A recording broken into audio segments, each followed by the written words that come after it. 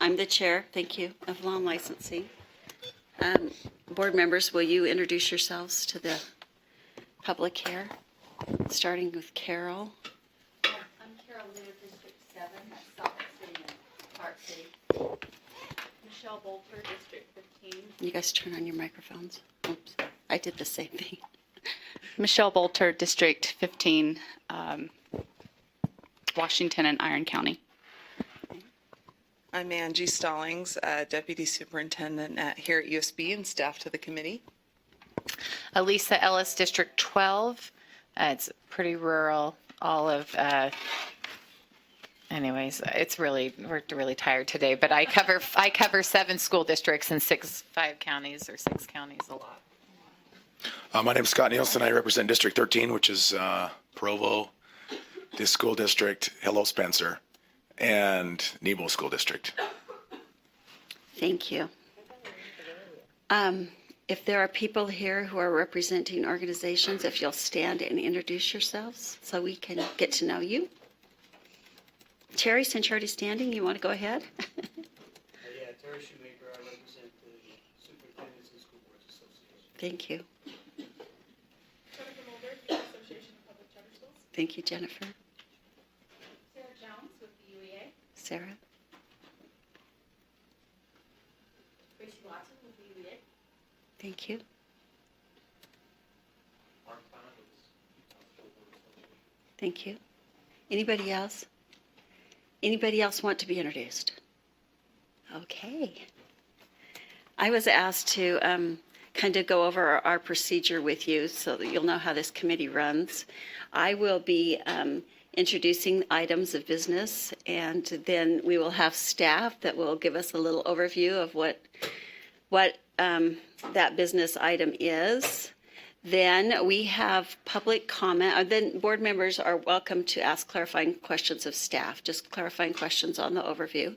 Then we have public comment. If you want to sign up for public comment, Sybil can bring this out to you, okay? If you haven't had the opportunity to do that. I like to have everybody sign up in advance so that I kind of can figure out my timing.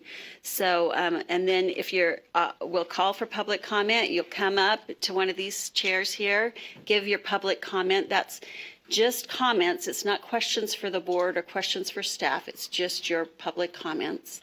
And then you'll be excused to go back to your seat, and then the board will be discussing any action that we want to take on those items. So hopefully there's no questions about that and everybody's clear. All right, we're going to go ahead and start. The first item of business is approval of the previous meeting minutes.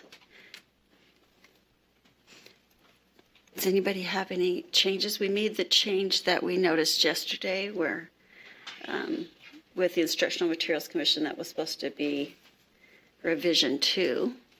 That change was made. Was there anything else that you guys saw? Okay, if not, I need a motion to approve the minutes. I move. I move that we approve the minutes. All in favor? Aye. Aye. Okay, voting is unanimous. Okay, the first item of business is 2.2 educator licensing revisions. Travis and Diana Sedrith are here to give us some information.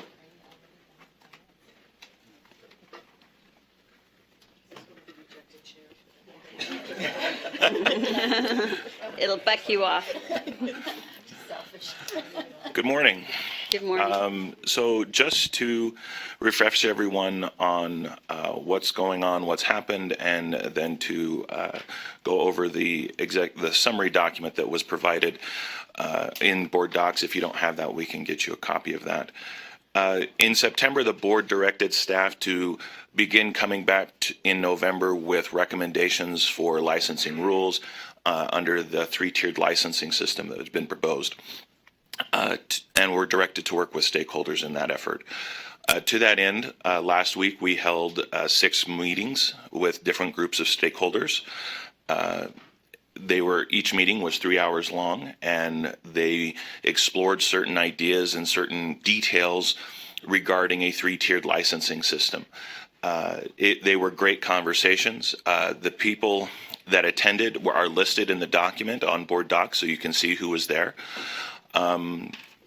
I have to say, I have to pass along the appreciation of many of the people that attended. They were very grateful for being able to be a part of those discussions. They were aware and understood that we weren't trying to come to a consensus, but rather we're just talking and giving feedback and seeing where things need to be or where they could be. So to that end, I put together the summary document that was uploaded to the board docs. Oh, yeah. Oh, do you want to project it? Okay. Now, I can proceed how you'd like, Chair Hansen, because to be honest, I don't think those will turn, will they? Well, usually they're this one's, yeah, usually they're faced. They face this way. Somebody call Jerry.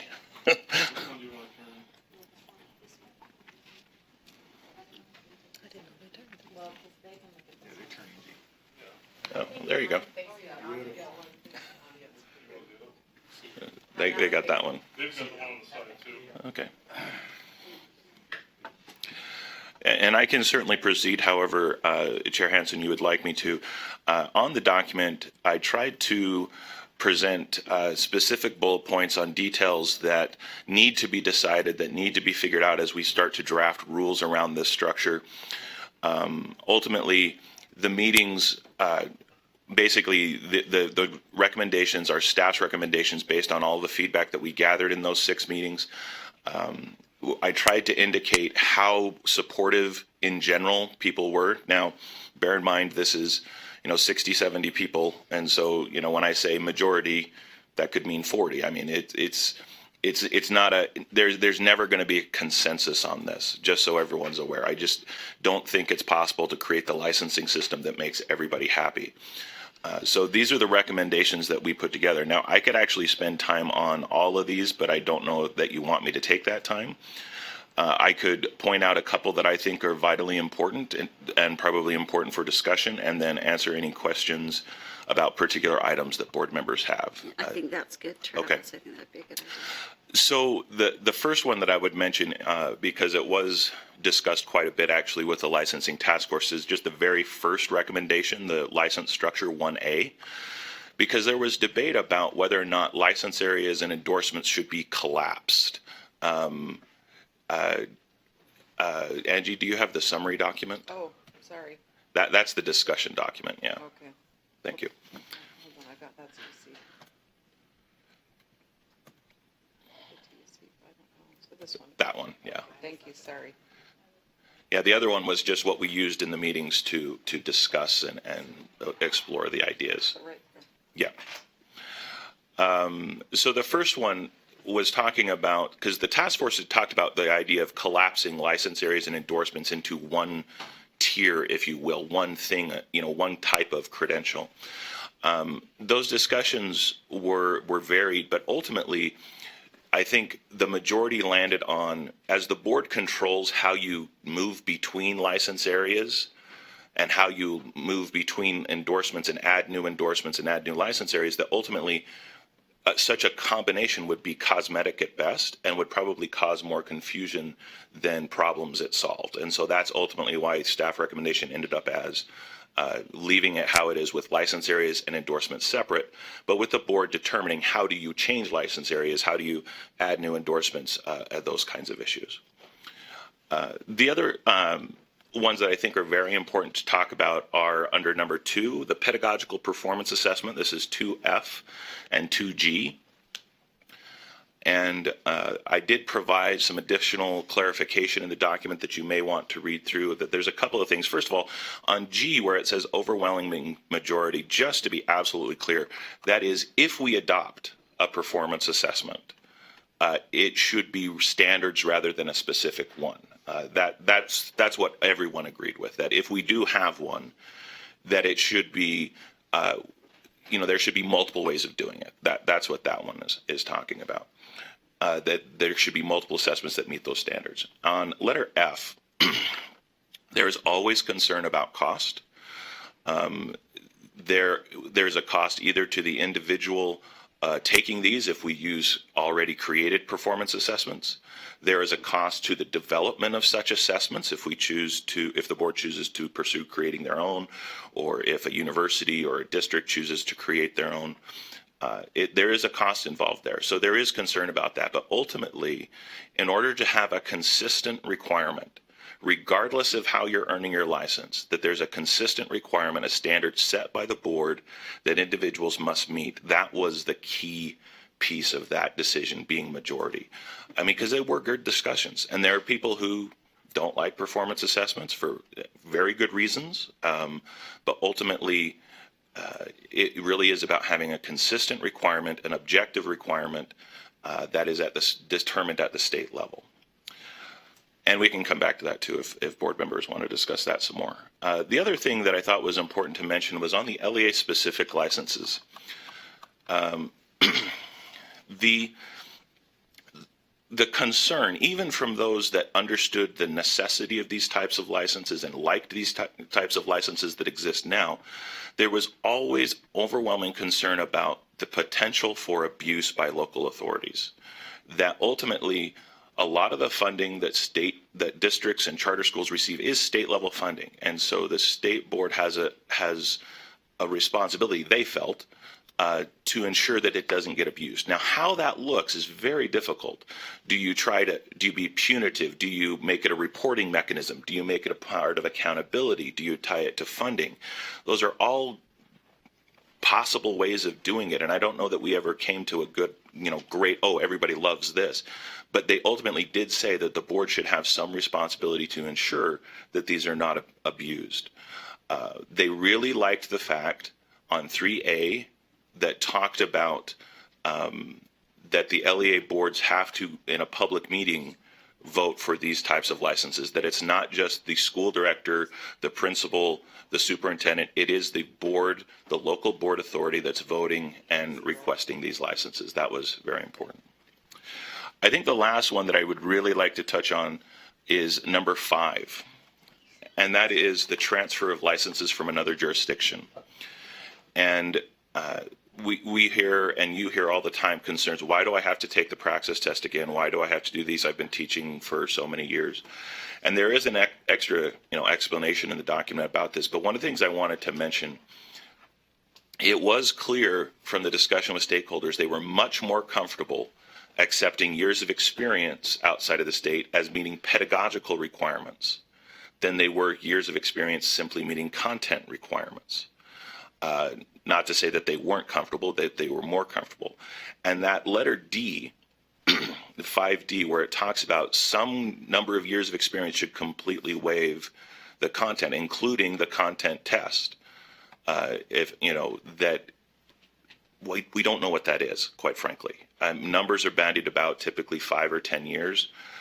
But as I describe in the document, there's a difference between someone who's been teaching math for the past 30 years and someone who taught math for a year 30 years ago and now wants to teach again, that those are two different things. And so we've been kind of debating on some kind of recency or things like that. So that one's a little bit tricky, and we don't have a great answer for that one yet. But I have a question real quick, Travis. The reason I bring this up is there's an educator at the school that I teach at, and he has his teaching licenses in Utah, but he graduated with his master's degree in administration from a university in Arizona. And he has come to me with saying, I can't get an administrative license in Utah, because it's not reciprocal. And I didn't know, I couldn't speak to it right off the bat. I just have some questions about that. So if somebody graduates from the University of Arizona and with their administrative license, he's saying that it can't carry over to a Utah license in administration. So the devil's in the detail in licensing, as you always know. Right. Oh, absolutely. That's why I asked. And so the situation is, if a person completes a licensing program that's not one of our state-approved programs, right, we request that they get the license in the other state before they try to transfer it to Utah. But we do transfer them all the time. Okay, so they have to get one from the other state, and then And that's current policy. And this methodology, it depends, but on the current methodology, yes, absolutely. okay. So I have some other questions about that as well. Just quickly, is the reason I had some concern about that is because I know that some states do not require. For instance, when I did my master's in administration, you have to do 450 hours. Some states do not require that. So there are educators who will go out of state to get a license and then not have to do the 450 intern hours and then just come to Utah to be able to get that license without that interim. And so I can speak to that too if you'd like. please. Yeah. So, and again, I apologize, and maybe you and I need to talk offline too. But this is what we do now. So right now, the board rules require that they have met reasonably equivalent requirements. So if someone comes to me that only did a 100-hour internship and has no principal experience, like if they have 5 years of principal experience outside of the state, we don't look at their internship at all. But if they don't, and they had a smaller internship, what we say is you need to go get these hours, and as soon as you do, then we'll transfer the license over. So yeah. Okay, Travis, are you? I think do you guys that's, have a timeline or something? for Yes, us to see as well. I haven't uploaded it. Angie, do you want to release it so I can do it real quick?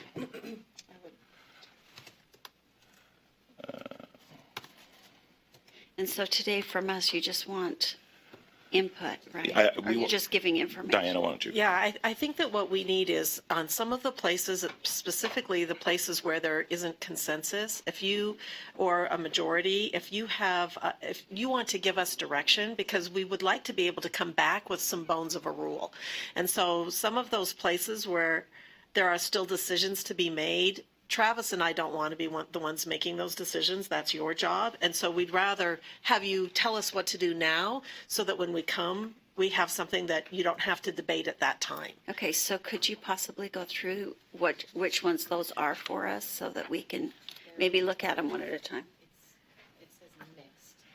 Right. And I think one you might want to start with, because it's probably one of the biggest decisions, is do you want us to pursue some kind of standards for a pedagogical assessment or performance or not? So that's the two, F and G. So that's two, right? F and G. No, and wait. actually, well, so F, Let's start. At because the it's been beginning. controversial, even though we had a majority of people that said, yes, we support that idea, we wouldn't want to write that in unless we had your support to do that. So, we are pretty sold on the idea. We did get a majority of people that said, yes, this is the appropriate gateway from the associate to the professional license. But we know that you've heard people that disagree with that. And so, we don't want to take the time to write that and start working on standards. If you say, yes, do that, then we would, unless you told us otherwise, pursue the standards-based approach rather than the selective vendor approach. But if you say, no, there's a different gateway, we would like to know that now. Okay, let's go to public comment since we've kind of got an overview now of what we're looking at. And then we'll come back for more discussion. Sorry, I wanted to ask a question about what you just said. So can you just describe what a standard-based approach would look like? I mean, because I understand what the assessment would look like, but how do you measure whether or not they're meeting the standards? So what we would do is we would come up with a list of criteria, much like you would in an RFP, and say, if in order to meet the USBE guidelines for this assessment, you would have to have, for example, show validity and reliability. You would have to show that you were aligned with the Utah educator effectiveness standards. So there'd be an alignment piece. There would be specific I probably should have said a criteria based rather than standards, because it would tie to our existing standards. Thank you. I'd like to add to that if I may. Sure. Just so you're aware, in the discussion document, so not the summary, but the other one, if you do a quick find for California, there's a hyperlink in there to what California uses as those standards. So they're just an example. I'm not saying we would do what California does, but there's a link there. Well, yeah, exactly, but they're there, so. Okay, Sarah Jones has signed up for public comment. So Sarah, if you.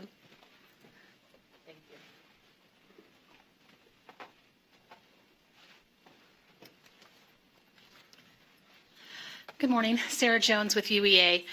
First, I want to thank Travis for a great discussion. I was able to participate at the focus groups. That was very, very helpful. It was a very thorough discussion, and even 3 hours is not enough to get through this whole big task the board has before them. So my comments today, I hope I will be able to share all of them. I understand you're on a time limit today, but our intent is to share with you some concerns or just some issues that you're going to have to debate, and hopefully to get you thinking about some specific ideas before you proceed to drafting legislation, because one of the things that makes us a little nervous is it's a very tight timeline to get legislation ready for this legislative session and make sure that all of these details have been thought through.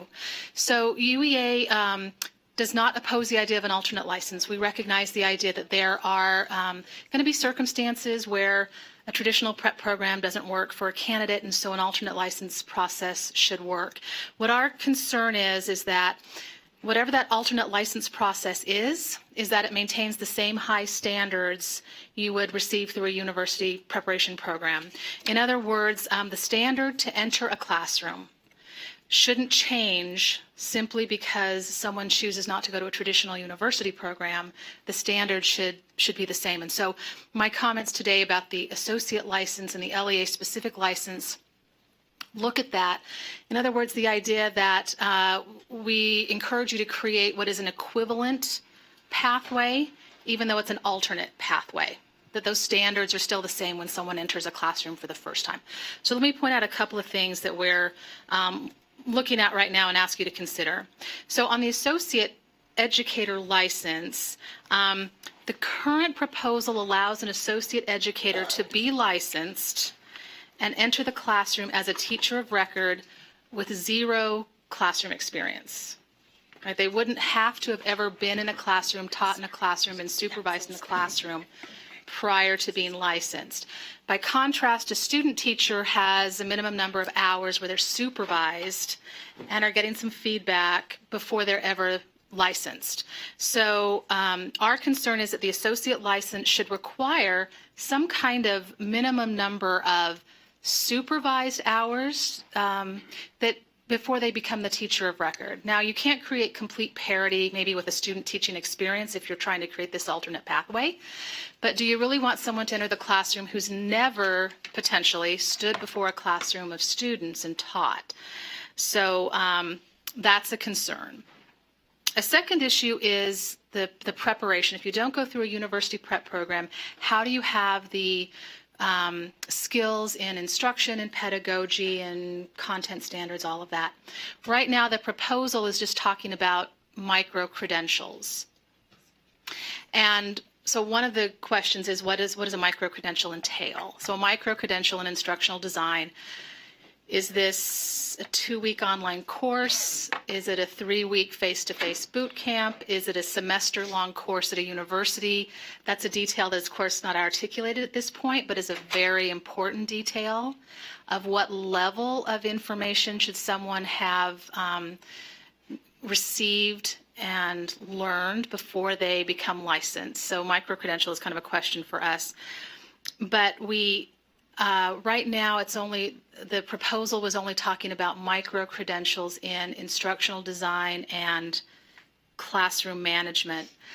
And I don't know what instructional design might capture, but we really encourage that there needs to be proficiency in the academic core standards.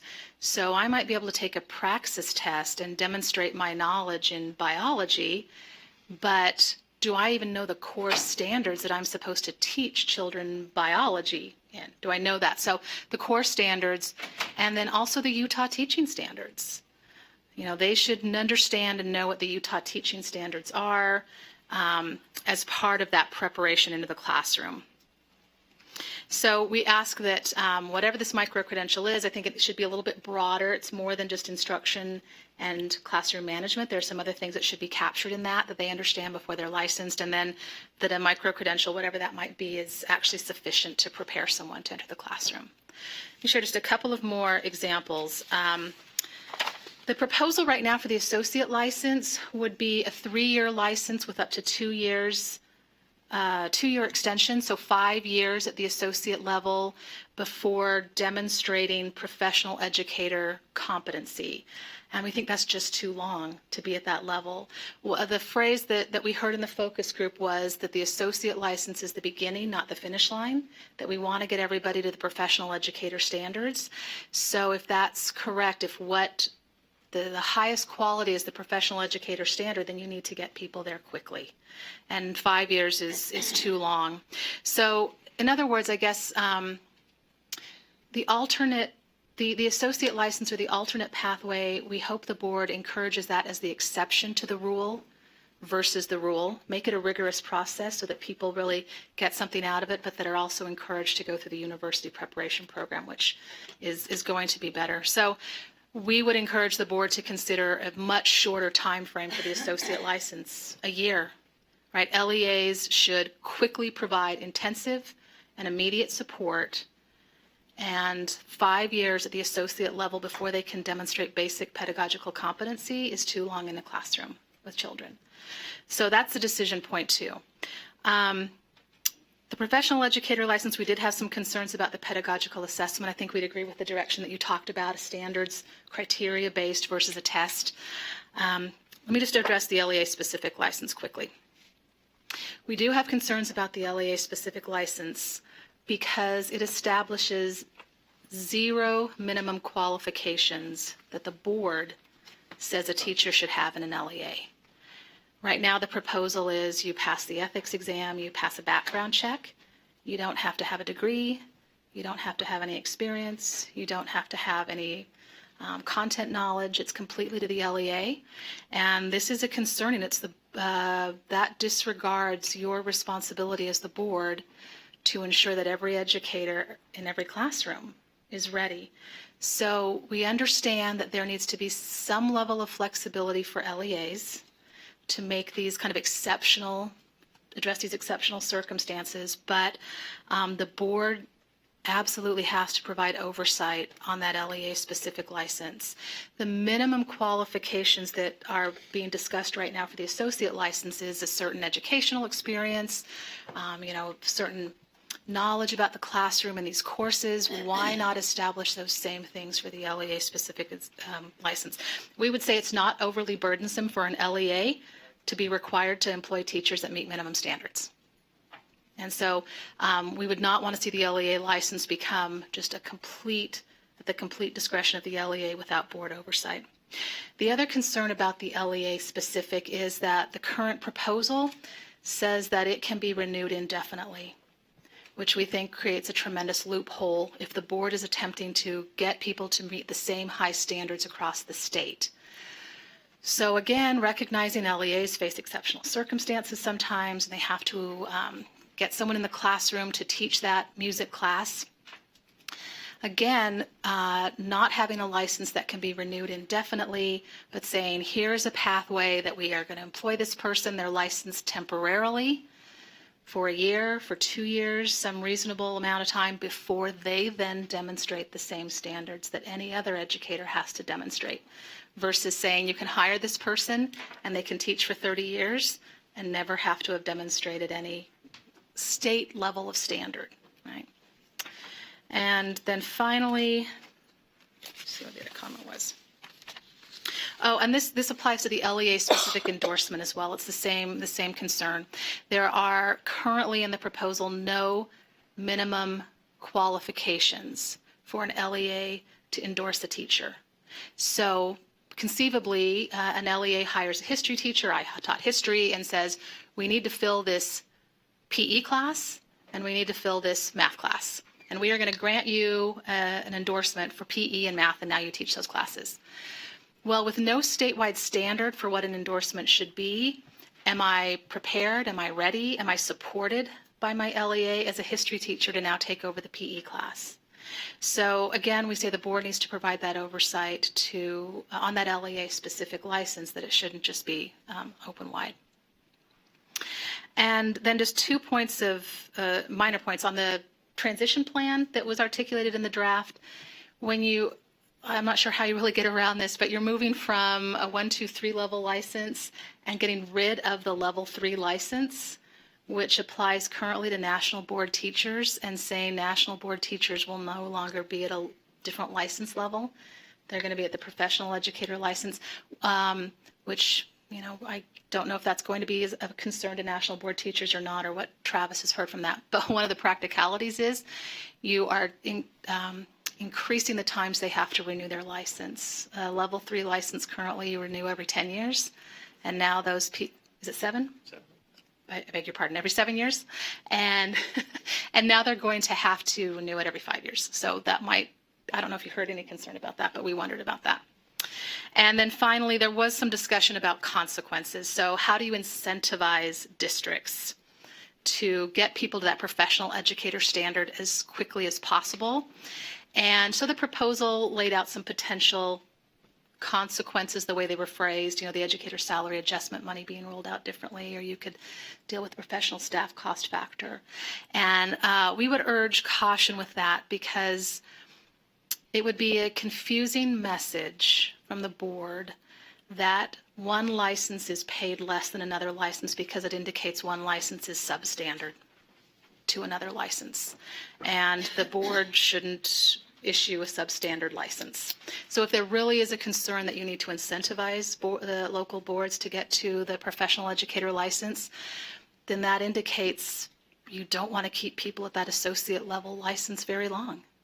If really they wouldn't be paid the same thing in that educator staff adjustment and so on, what does that indicate about the license itself? Are they really truly prepared? And so we would have concerns about issuing a license that's not really equivalent to the professional license. So thank you very much for the time. I appreciate that. Thank you, Sarah. Terry has also signed up, Terry Shoemaker.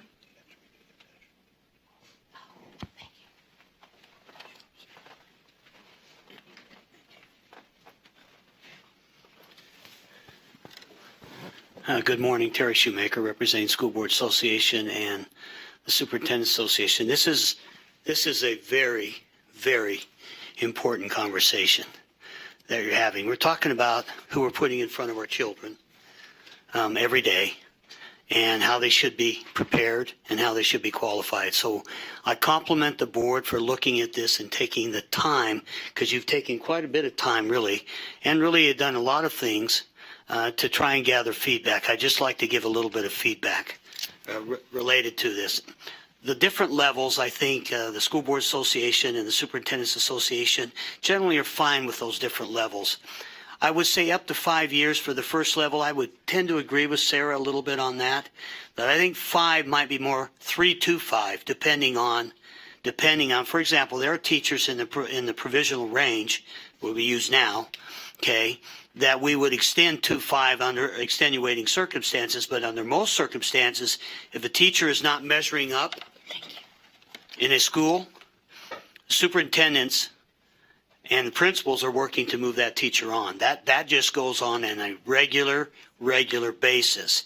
But occasionally, up to 5 is needed, and the law allows that right now. So I think having everybody up to 5 is probably a bit of an overreach. So I would agree with Sarah on that. The second thing I would like to comment on is I've just completed and compiling actually and writing up the teacher shortage study for the school districts this year.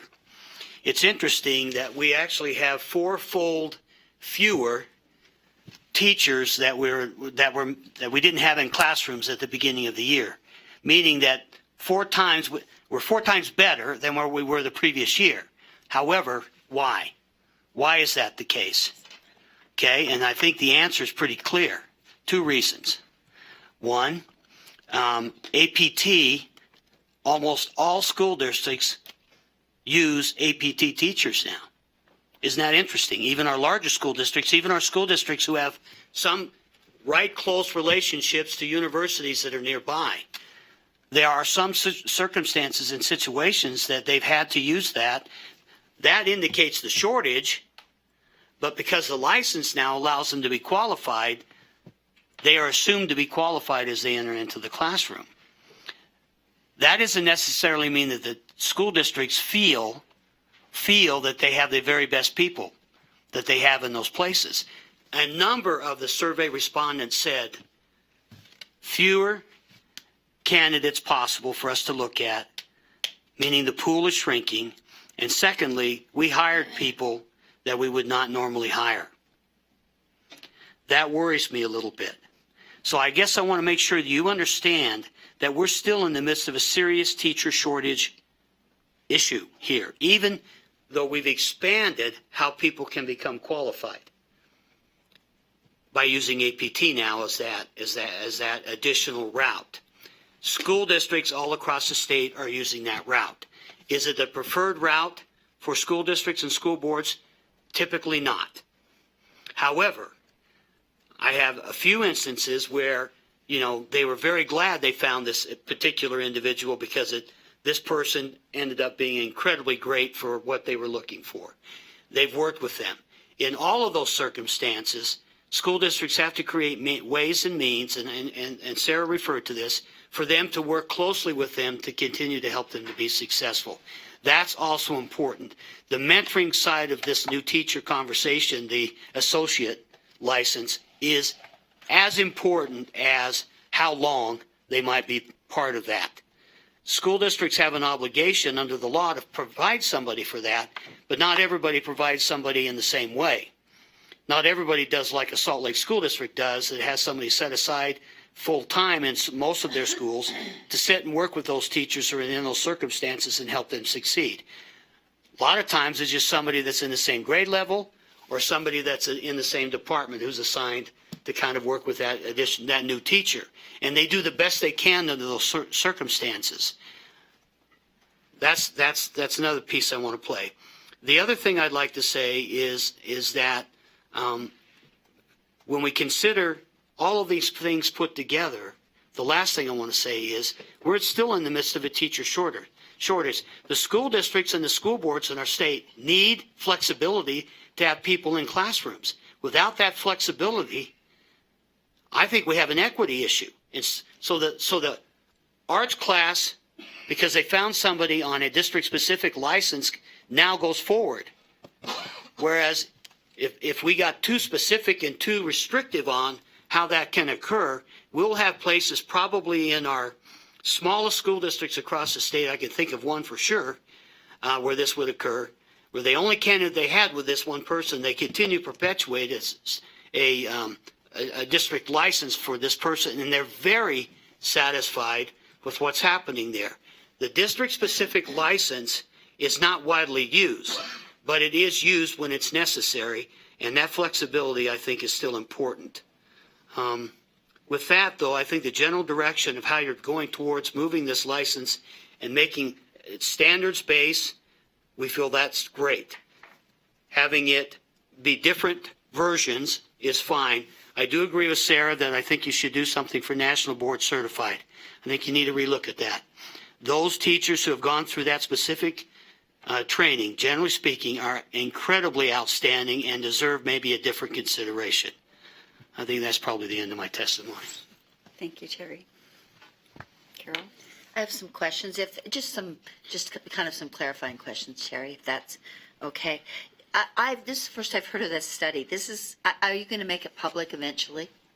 When I finish it, people who want to access it will be able to access it. Okay, Yeah. I'd love to see it because it's Utah Yeah. specific. But can you just give me briefly, you say there's a teacher shortage as demonstrated by this survey. Are there specific areas that are really pronounced, or is it across the board, or just without telling me about the whole survey? Well, yes, the areas that we struggle with are the secondary science and math areas and special education. That should be nothing new to people who have been in the profession for, No Travis surprises. is going like, what are you telling me here? And, Okay, nothing new. However, as we continue to grow the numbers of different types of endorsements, that's also interesting too. Okay, so if we have a special endorsement, a technology endorsement of a specific type, that tends to be difficult to find somebody licensed. We usually find somebody in the arena or has some experience in that area that has a bachelor's degree, and then we try to license and get them endorsed later. So that continues to be a challenge. And again, just to, if I can follow up with a couple of questions. When you say those are the worst, are there no shortages in elementary? Are there no shortages among high school English teachers? I mean, The answer is there are still shortages in elementary. And there's, believe it or not, we still had some who suggested that English was a little more difficult to hire, which floored me. Okay. But again, I think some of it has to do with specifics of where they're going to work too. Okay. And then, You know, it's not the same to work in a small rural area. Right. Where I'm going to move my family to a certain county in this state, and am I going to take an uproot that way? That's a whole different conversation. Yeah. And that's why consideration has to be made for those types of school districts in our state. More than half, I remember when I came one day and I put my fist in the middle of the state of Utah, I said, that's where the population is, but we've got kids all over the rest of the state. And that's the challenge we have, is can we find quality educators there too? That's why flexibility, I think, is critical. And the last question is, as to your national board certified, giving some acknowledgement to that in these, would you also include people with PhDs, or are you saying your opinion is specific to No, national board I think PhD also fits in that category as well, but doctorate degrees. Doctorate degrees. Yeah. Again, the rigorous process for those who have gone through that national board certification is worth a serious look in terms of giving additional, I know school districts, many of them give additional compensation for that. It's also worthy of looking at maybe additional time before they have to relicense. Thank you. Thank you, Terry. All right. Rita, we have a couple more public comments, and then we'll move on. Hello. Hi, good morning. I am on. Hi, Rita Hegren with American Federation of Teachers. First, want to say thanks to Diana and Travis for all the work they've done on this. Travis facilitated really well the group I was part of. He was even able to, cut me off when it was necessary. So, brave man. And AFT wants you to know that we agree with Drs. Jones and Shoemaker. I don't need to reiterate everything they say, but we're standing together with them. Specifically, also, we'd like you to look at making it more accessible to make the related endorsements, such as a social studies teacher being able to teach geography, or a nursing type teacher being able to teach health, making those pathways easier as opposed to a math teacher, which is me, teaching social studies. So, looking at those related areas more easily accessible. And then also, just as a, I'm sure you don't need to be reminded, but I like to say it. The end result is the kids. And is any body in the classroom okay? Is it hard just throwing anybody in? We know there's a teacher shortage. We know there's a problem. But how do we keep the quality there with all of the different variations we have in situations in the state? Thank you. Okay, thank you, Rita. Let's see, and is it Marilee? Marilee.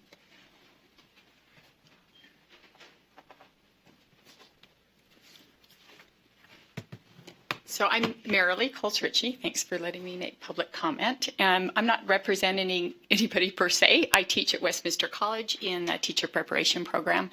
And so I'm coming from a teacher preparation faculty member. I've been in education for about 30 years, and 15 of that has been at different institutions of higher ed, Utah State and in Alaska, and then at Westminster. So I also agree with the points that UEA Sarah Jones brought up, many of the points that the board member for the superintendent Shoemaker brought up, and also from Rita. So those, we won't go into a lot of detail. I guess our biggest concern is the associate license being 5 years that was mentioned before, just because there's just too many children that could be impacted by a teacher who isn't prepared. special education has been brought up, that APT doesn't apply to special educators, but many general educators are the ones that identify who should be in a special needs classroom or should get special services. And so if a person has this license and they're working with children and they don't understand how to go through the process of identification or meeting those needs, then those children are at risk. The other thing, so that's on the licensed associate. That's the main point there. And then the other one is I was really happy to see that in these discussions that happened, that they had the feedback that there was an overwhelming majority that there should be standards or criteria for a pedagogical assessment rather than just one specific assessment. Reason being, I've done quite a bit of research on these commercially packaged assessments at TPA specifically, and they have generated quite a bit of negative research. There's research on both sides, of course, but I was at a recent conference on public education in California, and a number of people from all levels, superintendents, board members, teachers, talked about how they wished their state had not adopted EdTPA as their major pedagogical assessment. And the reason being is there's privacy issues because they require that you do a video in classrooms, and so you have to get parental permission for those videos. And then those videos are sent to a person to evaluate them out of the state. So it takes away local control. They're blind reviewers and they don't have the context of the classroom when they see those videos. And so I think it's also counterproductive to the addressing teacher shortage because adding another layer when you already observed by a supervisor and by a mentor teacher to have another layer of sending this video and writing all of these reflections is in addition to what you're already doing in the classroom. And so, and it costs money. All of them cost, as Travis was mentioning, all of these things cost money. And that cost goes to the students. Sometimes that is part of the tuition, but often it's something that they have to pay in addition. So I have a white paper with research on that. If anyone's interested, I'd be happy to share that with you. So that's the end of my comments. Thank you. Yeah.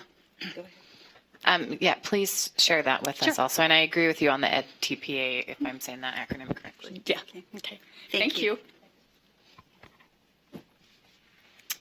Okay, so Travis, I kind of cut you off on the timeline. So let's look at the timeline first, and then let's see if we can give you input on those things that you feel like you need input on. Okay. So that it's not. It's kind of hard to see. I didn't bring my computer. Let me see if I can view it a little. Even if you wanted to do it afterward, and Actually, then that way I can probably find it because I emailed it to Travis. Yeah. Okay. So Let's try. thanks, Travis. We'll get it from. Is that better? Okay. Okay. It's what happened? Something happened. There we go. So it's this is a similar timeline as to what you saw in September when we presented this to the full board. The major needs are going to be IT and operational changes because designing a system is easy. Creating technology and staff to manage that system is very, very difficult. Just Control Plus. You want me to go further? Yeah, a little bit. I'm sorry. Well, it's just helpful. it's just hard to know where you are. Yeah, I was trying to keep the months on there. Today, a little red triangle. And so ultimately, the idea is that we're going to have the framework of rules. There's going to be legislation that's going to be considered, assuming those things go through. Ultimately, we believe that we can be ready to have this rolling out January 1, 2019. Now, as you think about that, we're not talking about changing licensing rules in the middle of the school year. What we're saying is we want everything in place January 1, 2019 so that we can everybody's ramping up into the 1920 school year, that it's the 2019-2020 school year is where we would look at saying this is fully implemented. There have been some concerns about certain aspects of this that might need to be faster. And if that's the case, if there are certain things that the board wants us, most commonly it's talked about the out-of-state issues. If that's something that you want us to to move a faster timeline on, we can certainly do that. It's not too big of a deal. But ultimately, I think once we have the structure down, the challenge is going to be IT. Cactus is an old system, and we've been trying to put resources in and get it redesigned and updated, and we just haven't had a lot of traction. So we won't be able to use Cactus for this. I'm just going to tell you that right now. The current Cactus system cannot do this. We have to create a new system. And so that's going to put a lot of burden on IT. And so just be aware of that as we move forward. All right. Thank you. Okay, so we're back. So we're back to. So we're back to those things that you would like to have board input on, and one of them was the pedagogical, standards or test. Well, the question is, do you want us to pursue that at all? I think there's wide agreement that if we do pursue it, that we would go with the standards or criteria base. I'm not hearing anybody say, oh, no, we want a specific assessment. Well, right? Okay, nobody has said that. Senator Milner has said that, right? I think So she may have changed that her may mind. be. Yeah, I agree. I agree with Travis. I Okay. think she's maybe. I was been going to say, influenced because I know to there change. was legislation, so I think we need to have make sure we've got the legislature on board as well. But. Carol? And my concern about the pedagogical exam is not so much is there one, but it's the timing of it for all teachers. And you didn't mention anything about that. I mean, you alluded to it, and I don't know if that's because it's not important or because there's a lot of mixed feelings or because or there's not consensus or I don't know why. But just let me finish that thought just so I can just so I don't forget the rest of it. But I do think it's really, really crucial for the respective teachers and those that are, and to maintain the professionalism of the profession, that it be fairly timed so that if it's a part of an, and Marilee alluded to this too, but if it's part of the preparation program for college prep without too much additional cost, I would favor that, but I absolutely do not agree with making 4-year prepared, 5-year prepared college teachers taking it right as they step into a classroom, even though they've had student teaching experience, and then giving alternatively prepared teachers months or semesters or whatever, because they literally are also teaching immediately in front of students and could be taking that test on the first day they're in the classroom. And if they're that amazing, that prepared, that necessary, then that's a more level playing field than it just seems otherwise terribly counterintuitive and discouraging from having teachers prepared in a professional way. So that's my so my concern is, when does it happen? Do you have any? Diana? So where we have it right now is that it's the gateway between associate and professional. So it's kind of up to the teacher when that would be. So the advantage to somebody in a traditional program is it could be part of their program. They could actually graduate as a professional and they would never have an associate license. Where a student maybe who went through a traditional program and wasn't ready could still graduate, enter as an associate, and then do it later. Or somebody who was alternately prepared could enter the classroom, do it later. But and that's why this is a really important question, because right now that is the major gateway in the system that goes from associate to professional. So the question right now is that the right gateway? And then should we flesh that out? And then we could come back to you with the criteria or something like that. And if it's not the right gateway, then what is? Okay. Yeah, I think when we talked about it at the task force, I think that we felt like that was a good place to put it. So, but that's just from my previous experience. Most of these guys haven't had that opportunity. Carol? For further clarification, if we sort of, and I know you're trying to move into a whole new paradigm, but if you're sort of using for comparative purposes what we have now, every teacher who graduates from a university is still a level 1 teacher. They don't graduate as a level 2. Is that right? That is currently correct. So- But again, we're erasing Right. that. Yes. But I'm just trying to see in Yeah, terms of. don't try to correlate it. It just makes you Well, crazy. no, it doesn't. It doesn't. It really helps it for me because I feel like that is a fair paradigm. That it's not that if everybody is provisional, whether you come however you come, and then you take it at the same point. But I don't want to. I think that is a fair paradigm. That's my point. To clarify, under this model, it is most likely that an individual completing a university program would complete that program and receive a professional educator license. They would have an associate educator license while they were doing their student teaching, while they were doing their internship, and they would come out and have a professional. That's the intent. But that's only if the person takes this pedagogical test, right? Sure. If there's some. Da- we have some discussion. So Diana, are there other questions? Because we're about out of time. Travis, what else do we absolutely need to know before we can move I've got other forward? thoughts. I'm not going to feel good about this until we explore all of it. I wonder, just because I know that you have time, if it would make sense if individual board members want to speak directly with Travis or I, that maybe we do some of that. I think that might be helpful, especially for those who weren't on the task force and Right. need to kind of catch up on that. So what I'm hearing, because I didn't hear anybody disagree, is that we should go ahead and pursue the criteria. Right, yeah, that's what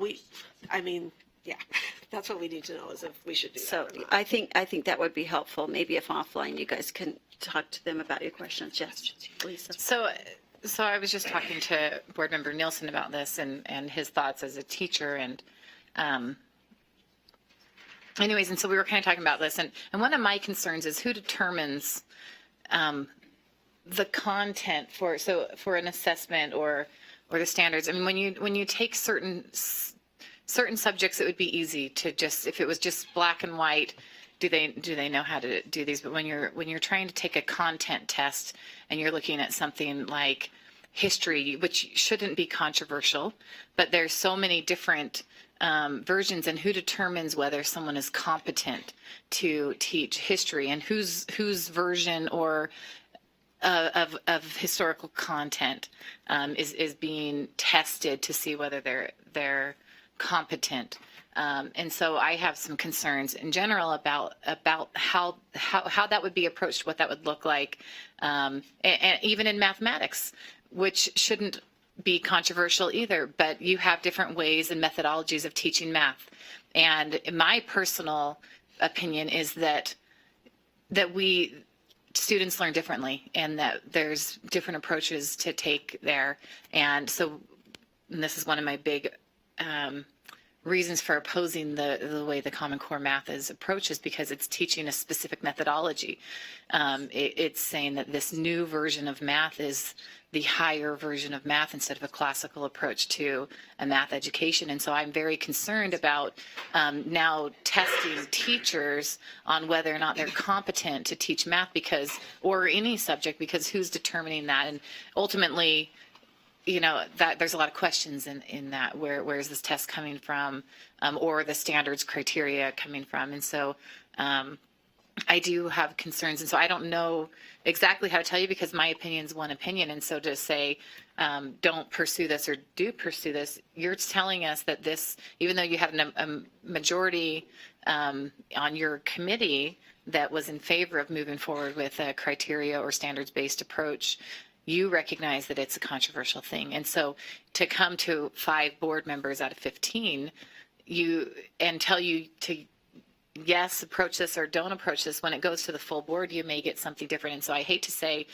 yes, we think you should do this, and then end up having to do something different when it gets to the full board. And so I'm hesitant to give you direction there. And I prefer that you could come up with, if we're going to take a very methodical approach, let's come up with both approaches, and so we can see what both of those look like. I know that's a lot of work, but you might have to do that anyway, depending on where the discussion goes when it goes to the full board. And anyway. maybe this is something that we can have for a board study session so that more board members can weigh in. That might be one way to approach it, but we really need to move on to. Carol? Moving on a completely different topic, is that Yes, what we you're are saying? moving on. We have Well, other things I have to do three today. comments that it's not, I'm not a real fan of this offline thing because I think some of this stuff needs to be said publicly so that we. Okay, then have- go ahead and start, and please hurry because we have things to do. We can take a recess if we need to, but No, I don't need a recess. I just need, Carol, I think I need to. make Carol, some- then go ahead. Okay. You have 5 minutes. Okay. I have a concern about the cost of this. Is you anticipating any cost in make aside? I mean, you mentioned Cactus, which is a huge cost. Are there other ways that this will be expensive? You mean the whole license? Yeah, just the whole change, the restructure, and I know could be individually expensive depending on the person, but are there other ways that you see that the restructuring will be costly? I think the redone Cactus is the largest expense that it would entail. And I think there could be some cost to universities because it may yeah. change how they're actually preparing teachers. And so there could be some costs as they do some of that reprogramming, adopt new curriculum. But I don't anticipate that that's very much because they're already aligned to our Utah Effective Educator Standards, and that's what we would be aligned to. And I say that because, and I want to say it publicly, because I sometimes think we undertake these major revisions and think we can do it in a starved system. And if we do it, I think we need to do it well. And I think that we either get the money appropriated from the legislature at the beginning, at the front end, or we don't undertake it. And if Travis says we can't do it in Cactus, then what's the alternative? And so I want that said out loud, and I want to say as we go to the legislature with our changes, I think that should be included. Included with that should be a request for money. Secondly, and the second point, and this is my last point, is this is not really your biggest area maybe of concern, but if we are having increasingly alternatively prepared teachers, which I don't know if this means an increase or decrease, it's hard to tell, but I think we need to come up with a different ethics preparation process exam. That's been sort of skimmed over often, and this goes to my point about training instead of punishing. But I think what we have was set up sort of, again, on a shoestring, again with it's a review, you can't fail it. And I think we ought to go to what other professions have gone to, where there's a real live exam and it might be part of the teacher preparation program, and then alternate teachers would have to take it. But I think we need to go to an exam that actually could be failed, that actually is professionally written and prepared, and have it be meaningful. Because I know this anecdotally that the alternative prepared teachers have disproportionate numbers of problems in the classroom management, other kinds of things. So I think that we need to really look at that as part of this, not as an afterthought. Thank you for that time. Thank you. And this is just preliminary, so they'll be coming back. We'll be seeing them often. So thank you. I'm sorry, Linda, but I have one more thing.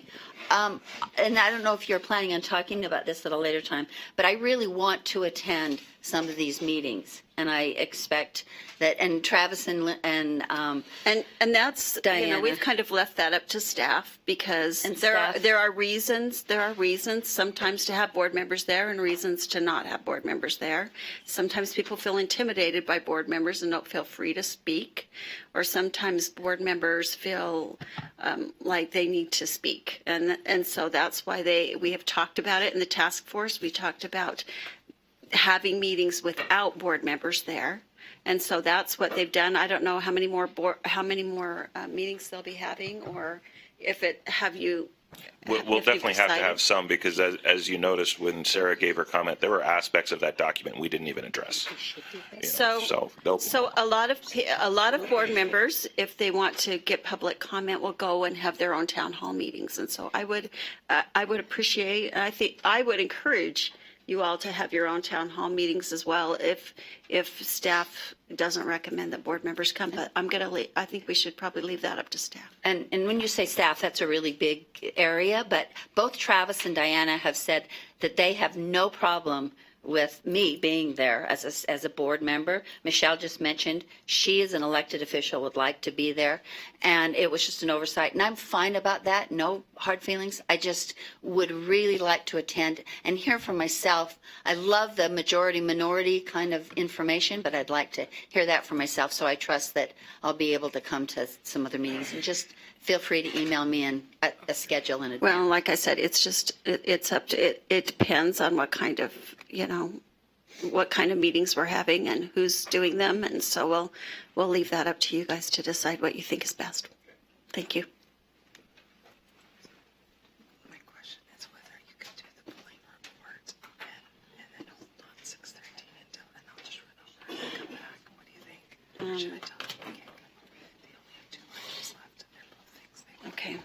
All right, we're going to skip the next item. just. I'll be right back. Sorry. Do you want to tell them why? Can I tell them why? Yeah, I'll just, Angie needs to run over to standards for a minute. So we're going to skip 2.3, the LEA bullying, cyberbullying, R277613.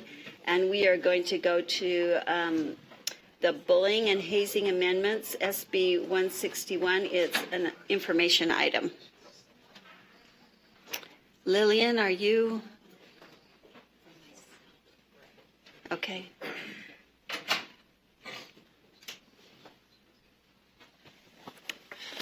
Yes, good morning. Thank you for having me here. My name is Corby Eason.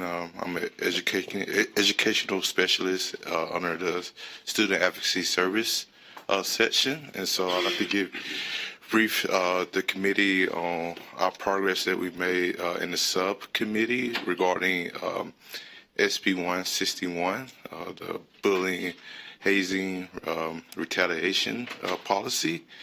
Welcome, by the way. Oh, yeah. Yeah, this is my first time. This is your first time. Yeah. To this committee.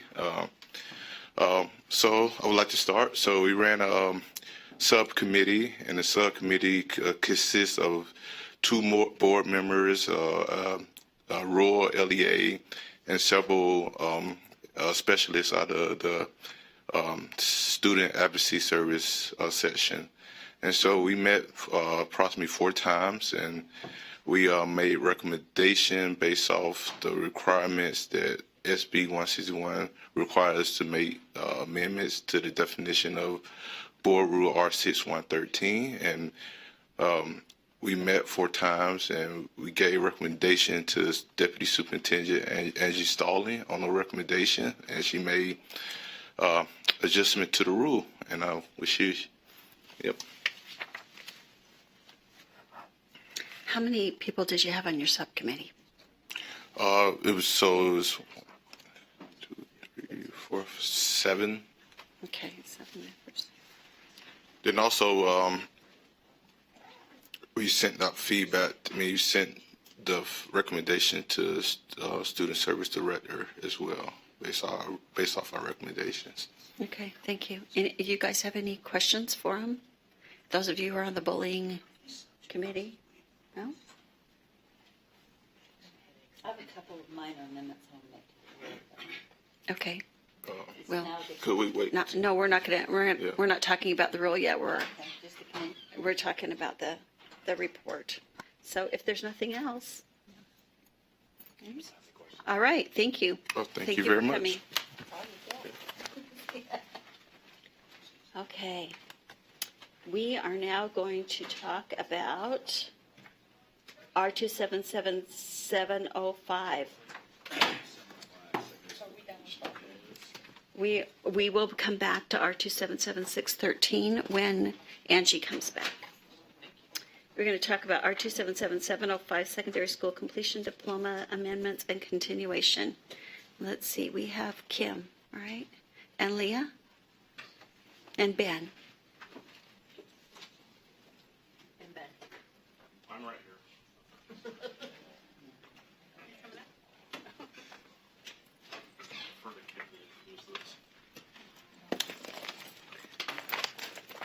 Hi, Kim. Hi. Welcome. Good morning. Thank you for having me. I'm Kim Fratto. I'm the Education Coordinator in the Special Education Service section.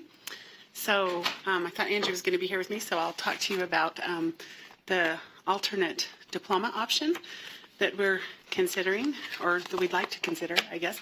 We had a committee, subcommittee that met. We had approximately 20 members on our subcommittee that met to discuss creating an option for an alternate diploma for students with significant cognitive disabilities. We sent out some surveys. Also, the committee made some recommendations, and then we sent out a survey to get feedback from stakeholders.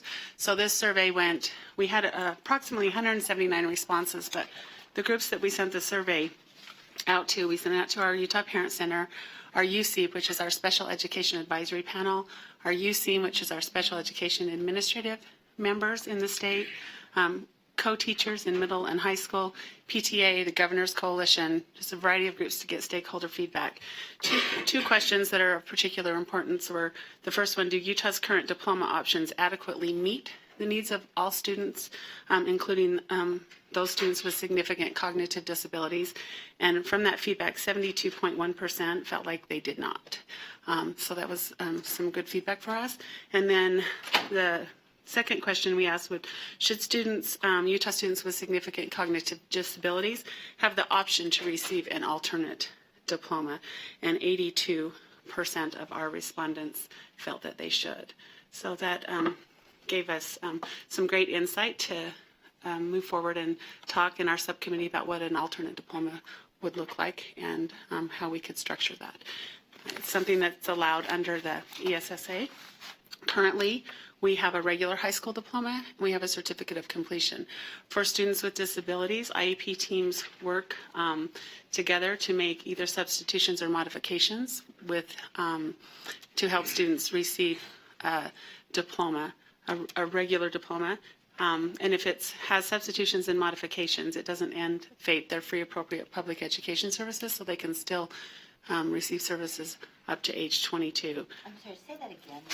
Uh-huh. That was my question, I just wrote down. Okay, so if the current system, if they receive a diploma and it has modifications and substitutions, and it's modified to a degree that it doesn't meet the requirements of a regular high school diploma, it doesn't end their FAPE, their free appropriate public education, under the Individuals with Disabilities Education Act. They can still go on to receive services up to age 22. So that's kind of some of the background for where we were looking, how we came to create this and this idea, I guess, to present. And so we were, an alternate diploma would also align with Utah's alternate core standards, which is our essential elements. So they would be aligned to those standards, which are aligned to the general ed standards. And they would have requirements that they would have to meet. Students would be accessing their instruction through the alternate standards. They would have to, their graduation team, their IEP team would look at what path to graduation they were on, which involves the student and the parent, as well as the school team, and they have to meet same rigor that we would expect. And that's a hard definition to define rigor, but IEP teams look at that and determine, at what depth of knowledge students would be working within those standards. So, any questions? Okay, we didn't have anybody sign up for public comments. Are there any questions for Kim on R2777051? What? Okay, Carol? One more in addition to the one I had written down. Is there any concern, and I'm kind of pulling this from the recesses of my brain, but is there any concern that an alternative diploma is in any way discriminatory? Is everyone comfortable that satisfies all of the requirements for having a diploma that's equal, even if it's in a kind of negative way, if you see what I'm saying? So that's a good question. That's that's a hard one to answer. I mean, we have a question similar to that we asked if we felt like an alternate diploma would decrease opportunities for students with significant cognitive disabilities, and 69.3% of respondents said that they didn't think that it would. So we tried to come at it in that way to see if it looked like it would decrease opportunities for them post-secondary or in job settings, and the majority of our respondents didn't feel that it would, that it would be a way for them to work within the standards that they're being instructed in and achieve those standards and have recognition for achieving those standards. Currently, the process for substitutions is it's all IETeam based on the student's needs, but it's hard to know what type of substitutions and if they really meet or align. An alternate diploma would be aligned specifically to our alternate standards, so it gives a little more guidance for IEP teams and eliminates some of the confusion around. And I have a quick follow-up question to that. So a person, a student with disabilities could earn a regular diploma if she wanted to, rather than earning this alternative diploma, which sort of undoes the concerns about maybe discrimination. Right, yeah. Okay. So Not precluded. Yeah, so they could have the option to earn a regular high school diploma with substitutions and modifications, how it's currently in the role, or they have the option if they're working for students with significant cognitive disabilities, if they're working in alternate standards, to receive a diploma that aligns with the standards that they're working in. But they could also what I mean is get it just a regular They could. diploma too. Okay. They could. Elisa, did you have a question? Since you're holding your microphone, it's not on, but you're holding it. So I don't know that I have anything that wasn't addressed. Okay. So if there's nothing else, we need a motion. I move that we, as the Law and Licensing Committee, pass this rule out on first reading for consideration by the board on second reading and continuation if that's necessary. Do you want second and final reading, or do you want second reading only? I don't have any concerns about this one. I could pass this out on second and final reading for the board's consideration on second and final reading, but I guess the board could decide they wanted to hear it again. So we can prepare the motion appropriately. yeah. So I'm good to have one more reading is what I'm trying to say. Okay, so that For my part. So the motion is that we pass R277-705 on first reading, and move that the board also or pass R277-705 on second and final reading. Is it as amended? Is it a continuation too? Okay. No, just, Okay. yes, and continuing, yes. Okay, Amended so, and continuing. okay, so let me restate it again. So, it has been proposed that the law and licensing, I move the, okay, hold on a minute. I always get confused. Okay, this is what the motion is. The Law and Licensing Committee approve and continue R277-705 as amended on first reading. And if approved by the committee, the board ask the board to approve and continue R277-705 as amended on second and final reading. Are there any other questions, discussion? Okay, all in favor? Oh, go ahead. So I'm just trying to weigh in my mind any unintended consequences. Because years ago, I saw that there was a movement nationally to create different levels of diploma. And so I've just been trying to go through everything that I have, stored in there from years ago. And so sometimes that's, anyway, so when they receive this diploma, it is, so tell me the end result. So if they were to go fill out an application, can't we just say they received a diploma, or is it going to be categorized differently later? Because they achieve something, and we're all at different levels, and I don't. The main thing, just so I was the chair of the subcommittee. Yeah. I've been being kind of quiet, but You're fine. The main thing that I think this helps as a parent is right now We have districts doing all kinds of things, right? Some give them certificates of completion. Some of them short them credits and then give them a diploma later. When they're 18 to 22 range, just give them a diploma. And so what this does, it gives them another option, another pathway that's more concrete. We don't have to be shorting kids credits now and saying, oh, you can't graduate. We make sure that if they're on track to graduate, they can graduate. If not, they can get this alternate diploma and they can still get services till they're 22. Okay. Because if they get a regular diploma now, then they're done. Right. So this Okay. allows So this them to get helps an them to alternate still- diploma and then be able to get services Okay, till thank 22. you. I just was trying to think. Yeah, I just wanted to know like how this looked like when they're applying for a job. Will the job look at it and say, oh, they've got an alternate diploma, or will it be looked at as a diploma from high school? Well, it would be considered a diploma from high school, and it would depend like on the employer, like how they viewed it. And, you know, many things with jobs or post-secondary type of work or education require more than just a diploma. So, I mean, it would just be, you know, part of that, but it wouldn't indicate on the diploma that it's a diploma for a student with a disability. It would not indicate that. Yeah, it couldn't do that. It couldn't do that. Okay. Any other questions? Okay. All in favor? Aye. Aye. Any opposed? Okay. Voting is unanimous. Thank you. Thank you for your time. Thanks, Kim. Okay. Let's see. Let us go back to 2.3, are you ready for that one? R277613, LEA bullying, cyberbullying, hazing, and harassment policies and training. Amendment and continuation. Hi, you're back. But this time, Andrew will be doing all the talking, for the most part.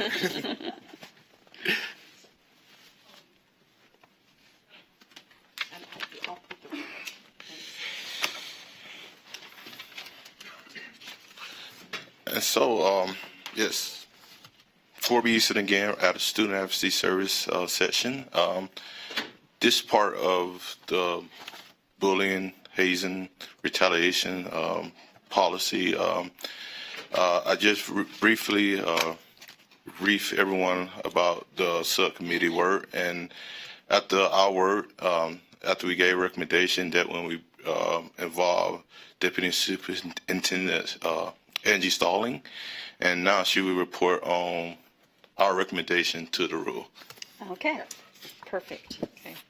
So I was just trying to pull up the versions of the rule real quickly. Sorry. Yes. So the original version, which is posted on board docs, is what came out of the working group.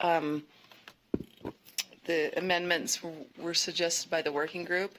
And then after the working group concluded and the rule was posted on board docs, we received some additional feedback from board members, and actually some superintendents also provided feedback. So I don't know if you want me to go through, I think it might just be helpful to go through revision 1 because it kind of shows the differences between what was originally presented and then what's been changed. So if that's all right. Are you guys feeling okay about that? Okay. If I go yes.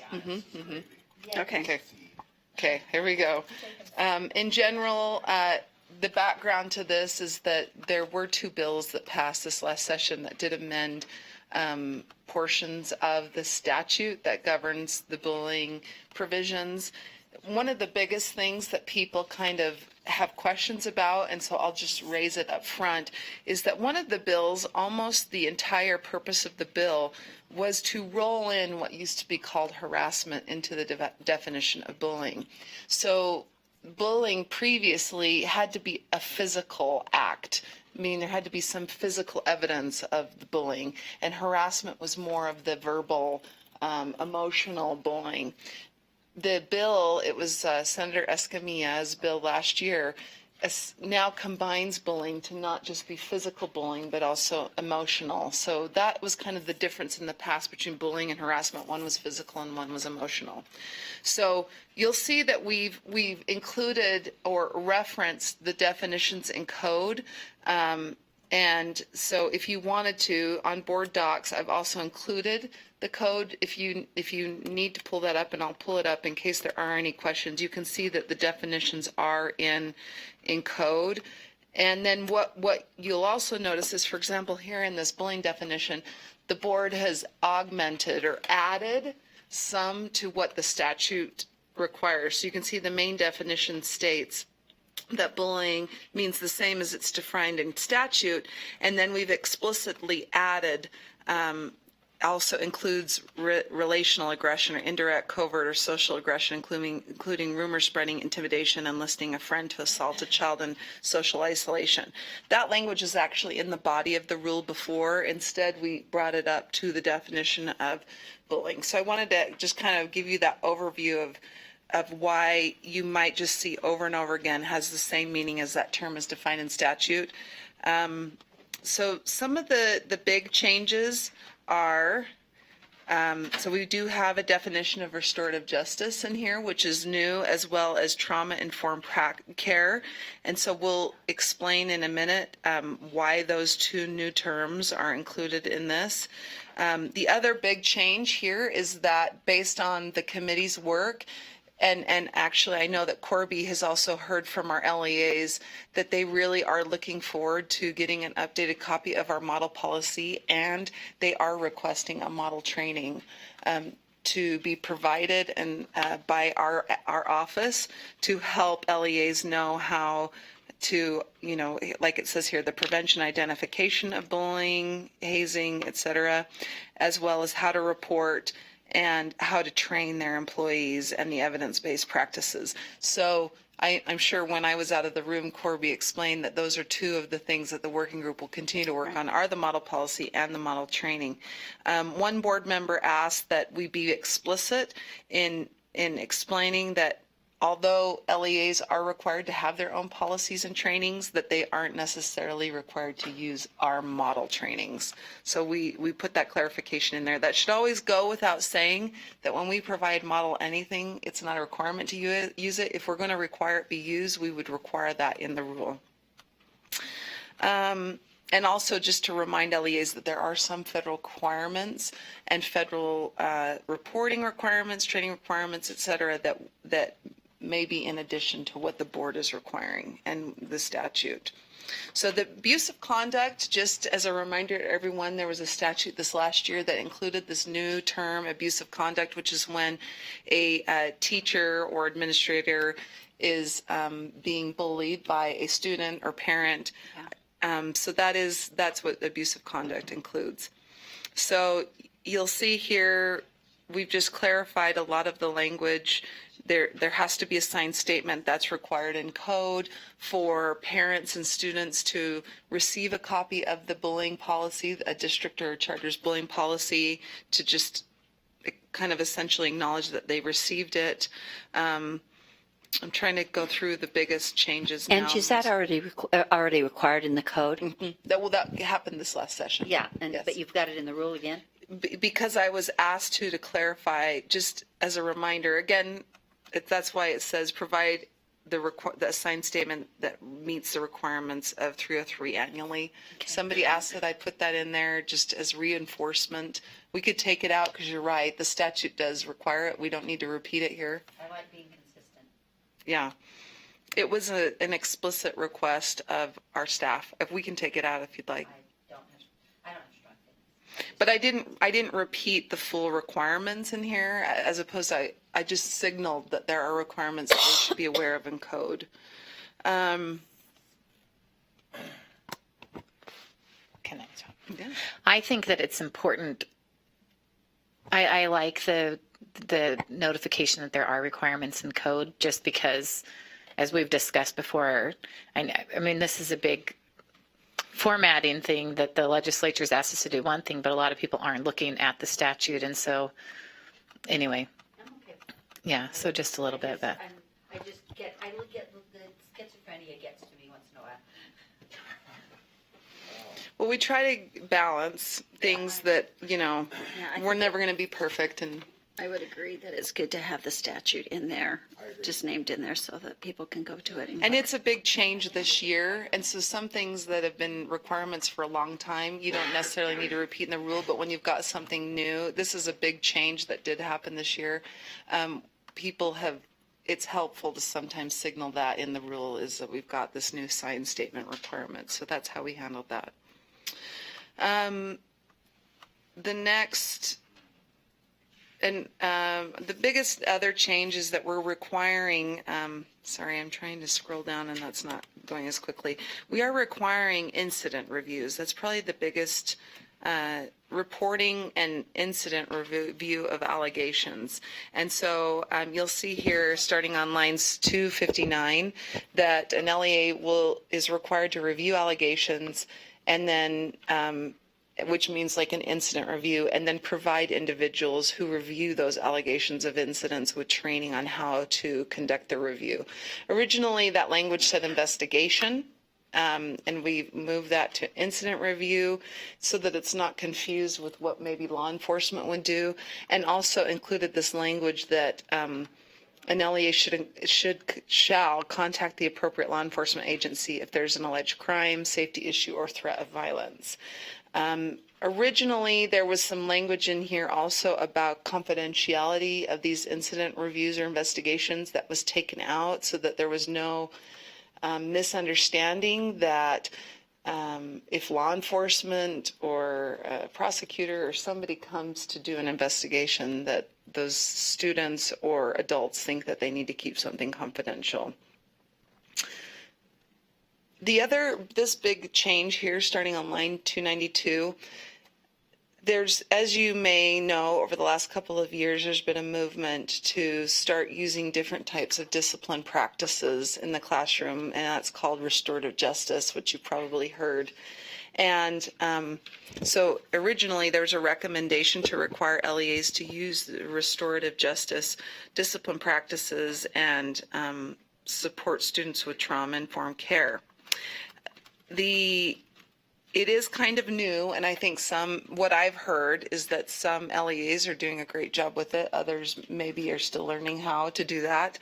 The superintendents, knowing that we've got professionals in the districts who are really behind restorative justice practices and trauma-informed care versus the requirement to do it, we were thinking, or the superintendents suggested saying, when appropriate, that an LEA may do that, so that it signals that we are moving in the direction of trauma-informed care and restorative justice, but it may not be that in every instance it's the right thing or the most appropriate thing to do. And then if there is a request by the LEA to ask the alleged victim to participate in a restorative justice disciplinary process, that you inform the parent and make sure that the parent consents to the alleged victim participating in that. So hopefully, I don't know, that might be something people have questions about, but it seemed like after we got additional feedback, that's the best way to go. Are there any questions about? No, I've had an experience with this, and so I've shared this with some people, and I'll share it publicly. My son was, I have two sons with autism, and the older one was beat up on the way home from school by another student. He was pushed down to the ground, and his head was smashed against the concrete. And sorry. He came home, and he was just, some of the other kids pulled the kid off of him, and then he came home. He was about a block from home, and it was just horrific. It was just horrific. And this kid apparently had been taunting him on the way home from school for several weeks, and my son had just been ignoring him, and finally the kid decided he was going to beat him up. Well, this kid was that beat him up was a kid who was in the juvenile justice system, and they decided that they would let him come to school with the other kids, thinking it would be better for him. We eventually found out who he was. The police came, looked at him, but they couldn't figure out who the kid was. But I had my son help me identify him. He pointed him out to me, and we found out where he lived, and that's why we found out he was a foster kid in the juvenile justice system. But my son was terrified of this kid, and I don't think, knowing my son is a child with special needs, I think it would have been very difficult for us to put them both together in a room and try to do restorative justice. It would have been so traumatizing to my son. And so that's when I was reading this, I was thinking about that experience and thinking I would hate for them just to put kids together thinking that's what they needed to do without talking to parents and giving the victim an opportunity to decide that they didn't want to do that. So that's kind of where I was coming from, just so you're aware. Thank you, Linda. I have that concern as well. The other concern that I have also is pulling out the confidentiality requirement, because it did say that it does not apply to conversations with law enforcement professionals, requests for information pursuant to a warrant or anything. And I just feel like if we take that out, then if there is an investigation by police, they could also be talking to individuals outside of that during that. And I just feel like this protects the students. And it's pretty explicit that unless it's a conversation with the police, that I would feel more comfortable having that back. And then I'd like to look at the restorative justice a bit more, because it shouldn't be up to the schools to bring these individuals together. It really needs to be up to the parents, whether or not that's the best situation for their child.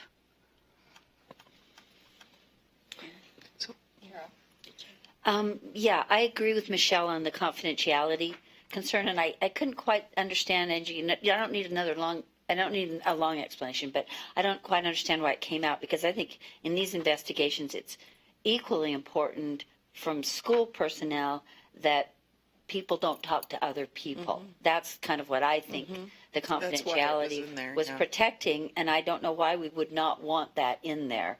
Do you want to explain her concern, or do you want me to explain it? Anyway, but can I just finish my other comments, and then we can come back to them. So I agree with Michelle on that. I'm not a big fan of, if we don't want certain things to happen, I mean, what we're essentially saying is the old-fashioned notion under the Office of Civil Rights that said that when you have bullying and harassment incidents, you don't put the victim and the alleged victim and alleged perpetrator together. So I'm not such a favor of jargony things like restorative justice, because in 2 years there'll be a different flavor of the month. So my druthers, don't feel strongly enough about it to make a motion, but that we would, instead of saying restorative justice, we said techniques that include blah blah blah blah blah, so that the underlying information is there rather than, and I know it's defined, but it'll be old news in 2 years. So I don't particularly favor that, but again, don't feel strongly. I feel strongly about the individual thing, the individual, confidentiality issues. And then I had another amendment to propose, and I don't know if now would be the best time. That's pretty minor, but important to me. Go ahead. On line 270, starting on line 270, I want to have local autonomy to the extent that it's possible here. And this is a shall. I don't want to tell a school district, an LEA, who they interview first and second. I don't think that's necessary. I think it could read, an LEA shall review allegations of incidents described in subsection 1A by interviewing at least the alleged victim, cross out first, delete first, and the alleged offender, cross out, and it should be offenders, could be plural, in parentheses, cross out second. And then I'd like to add a new Roman numeral little 4 after line 274 that says, and other individuals, although that's a may, and other individuals who may provide helpful information. Okay, do you have any? I was going to say, do you have any other comments on that? Are there any other comments on that? Is there a reason that why it says Lillian, or maybe, or why it says at least the alleged victim first and the alleged offender second. Is there a reason?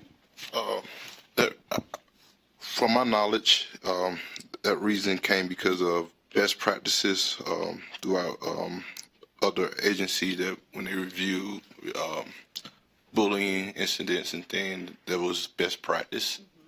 And so that I believe that recommendation was put in there. From who again? From Was it law enforcement? Well, you know, one time, DCFS. yes, and then also we had another investigator that said that often whoever you talk to first, that's who seems most, I mean, I don't know, it's a subconscious thing. And so often you do investigate or talk to victims first. That's kind of, I guess, a best practice or something that's commonly known amongst interviewing. Yeah, it looks Lillian, like William did you might want have to say? I figured there was a reason if it was in there, probably.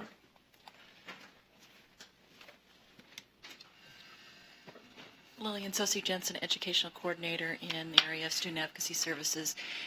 What has been stated is true, and I just also tag to that, the reason why we had this conversation is because we are also looking at House Bill 239. And so we've had lots of conversations around what our best practices, what's going on in juvenile justice, what that best practices is. So I just want to be mindful as we look at this particular rule, we have other codes that follow along that we have to And be if you aware could of. point me to just one of them, I've just never, in all the work I've done in investigations of this type for 30 years, I've never heard that it has to be first and second. I don't think that it has to be, but it's around that perception of who you interview first and to get that lens of the victim first. And I'm happy to find that document and share that with you. Yeah, I'd just like to see who's saying that because I sometimes think that the LEA, I don't know that there's sort of a unique situation here with the boards directing 160 LEAs to do something a certain way, and sometimes they get to the alleged offender first, sometimes they get to the alleged victim first. The important thing is that they interview both of them. Correct. I absolutely agree with Correct. And I don't know that we're hung up on first, and second, or second. whatever. That's my We were only just hang-up. going under recommendations and best practices and what we've had in other conversations when we've been talking to juvenile justice and folks when we've been talking about House Bill 239. And I don't like being that prescriptive. That's my concern. Okay. Yes, Elisa. Sorry, I'm giggling because Michelle told me about something from her childhood the other day.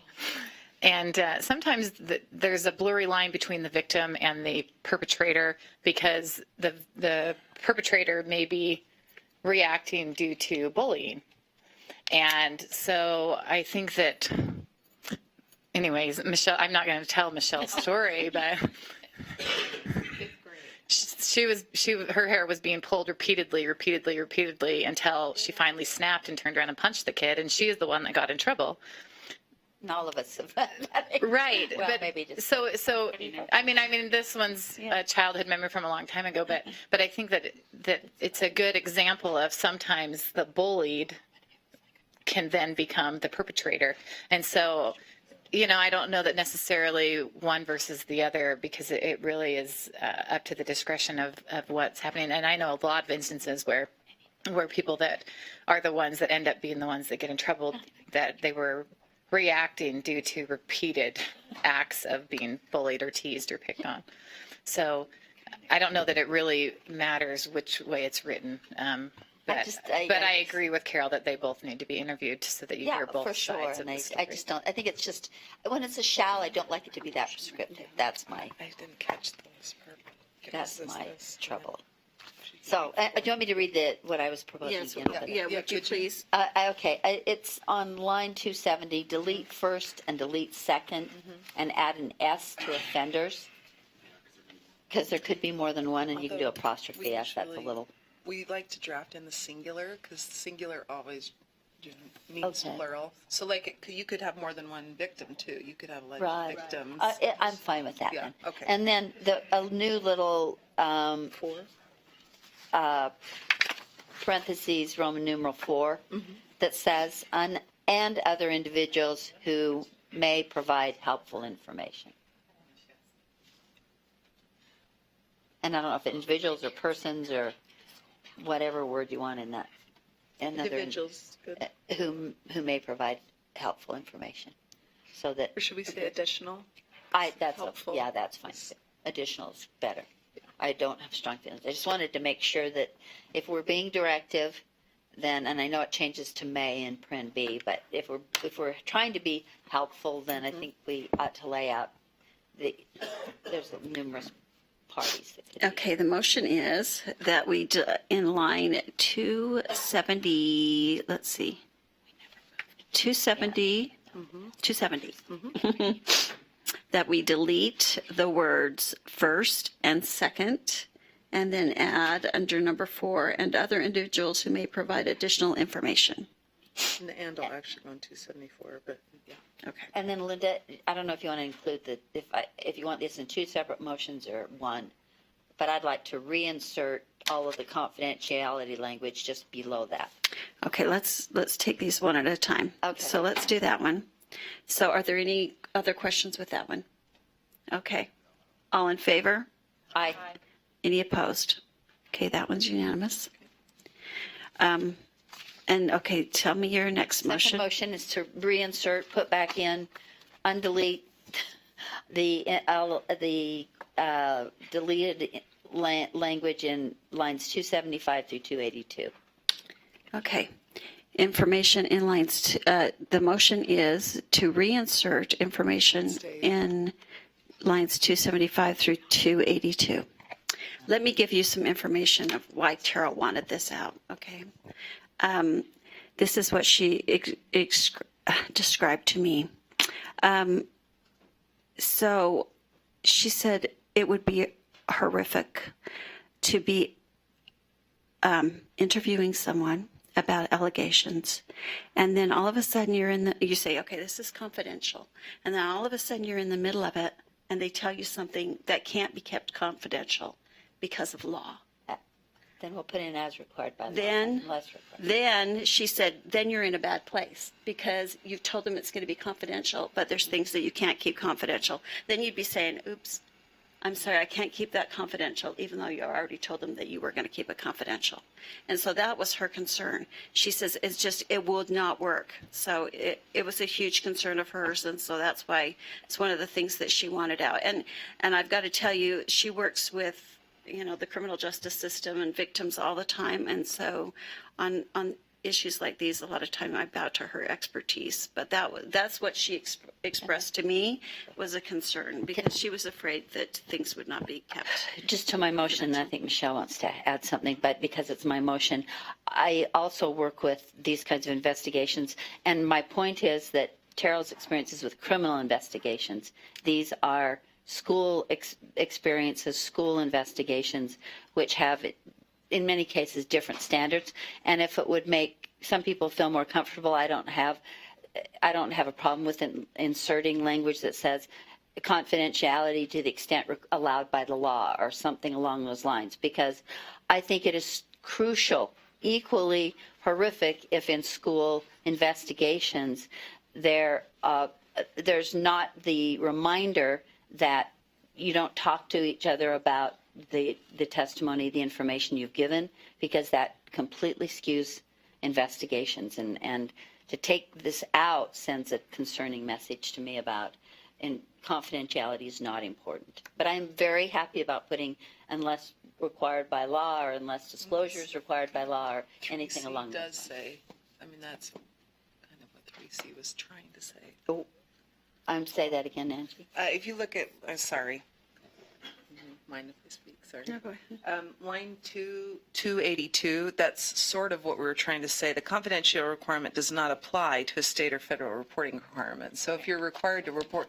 I think probably what Board Member Warner is trying to state, though, is maybe that's not, maybe it would be helpful to say up above to the extent as allowed by law. I don't care. Something. Yeah, Some other language. I'm less concerned about that because I think it's more of a criminal system concern. But I think legally that is what 3C says. That's right. That if there's a state or federal mandatory reporting requirement, that Right. confidentiality wouldn't apply. It wouldn't apply, and I absolutely support and agree with that. I just don't. I've seen too many school investigations where immediately people start talking to each other and you don't get clear, accurate information. Okay, well, I'm sure she will. I wish she was here, but I'm sure she, like here I at the said, board that was meeting. one of the things that she wanted taken out. So that's one of the things I'm sure So- she'll want to be changed when she comes back. Or she can just speak Are we to it. going to vote on her motion then? Yeah, let's. No, reinsert those well, lines? we will if when we're done with discussion. Okay. So is there any further discussion, Scott? Do you have anything to add? Elisa? So we could do that and say, have that begin to the extent allowed by law, the individual is required, bring it right there. Okay. Do you want me to show you that? Sure, no, can you just read it? Yeah.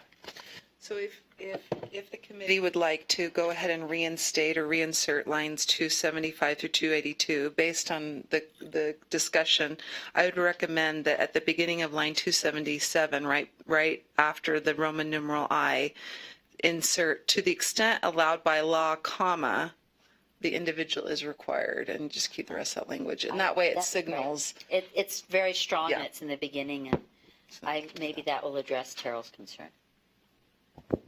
Okay, so the motion is, if I understand, is on line 277, right? We're adding in everything from 275 to 282. And at the beginning of line 277, adding the words to the extent allowed by law. That's fine. That's very consistent with what I'm asking. Okay. Is there any further discussion to this? And you would still leave the language at the end, even though it kind of repeats itself. Yes. Okay. Just be extremely clear. Yeah. Elisa? I'm really sorry for taking the time to do this, but I just can't get this off my mind.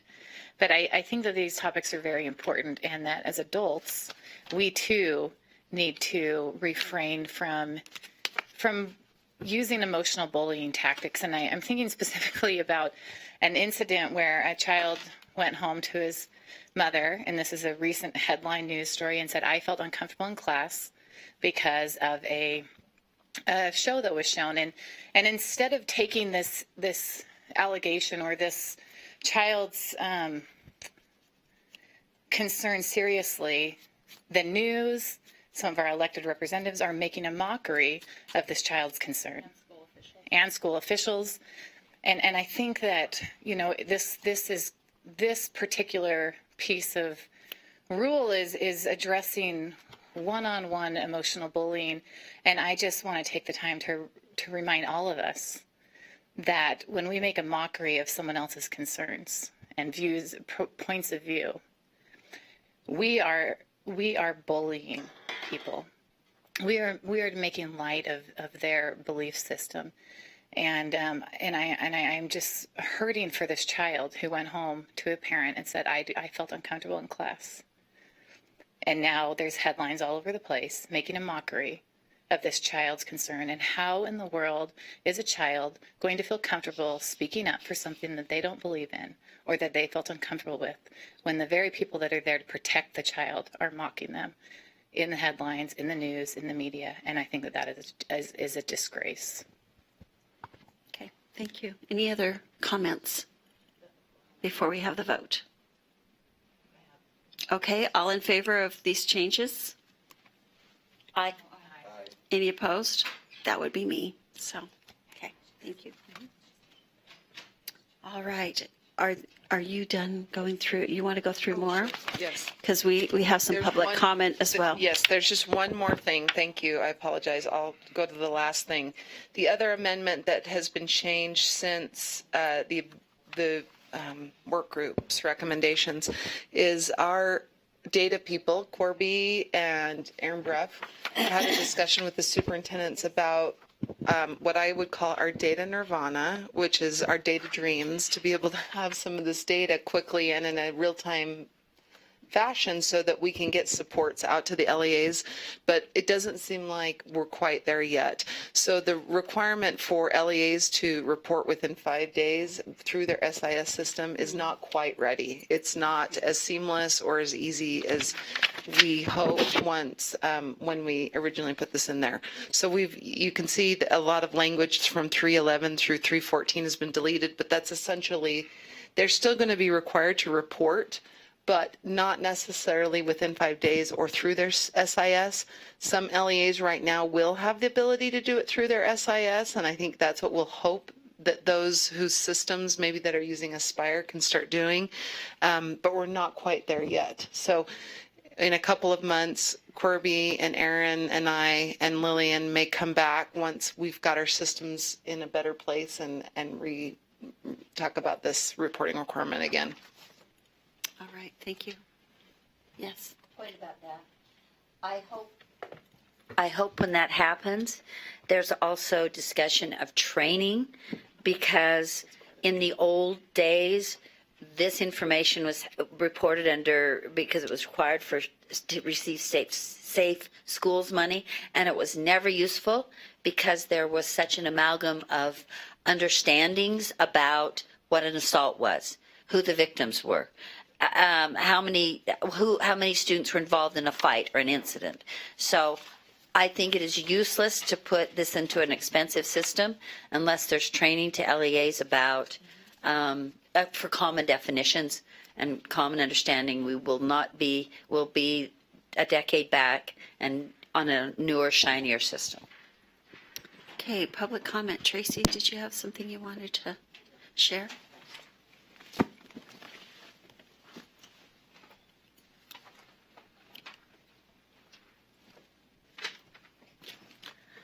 So, a couple of comments, and I hope they're in the right place. So, one of the purposes of the bill, right, was to also provide protection to employees, and to somehow try to influence parents to the extent that the LEA can. And while it's certainly included in the definition of abusive conduct, I don't really see that emphasis throughout the rule.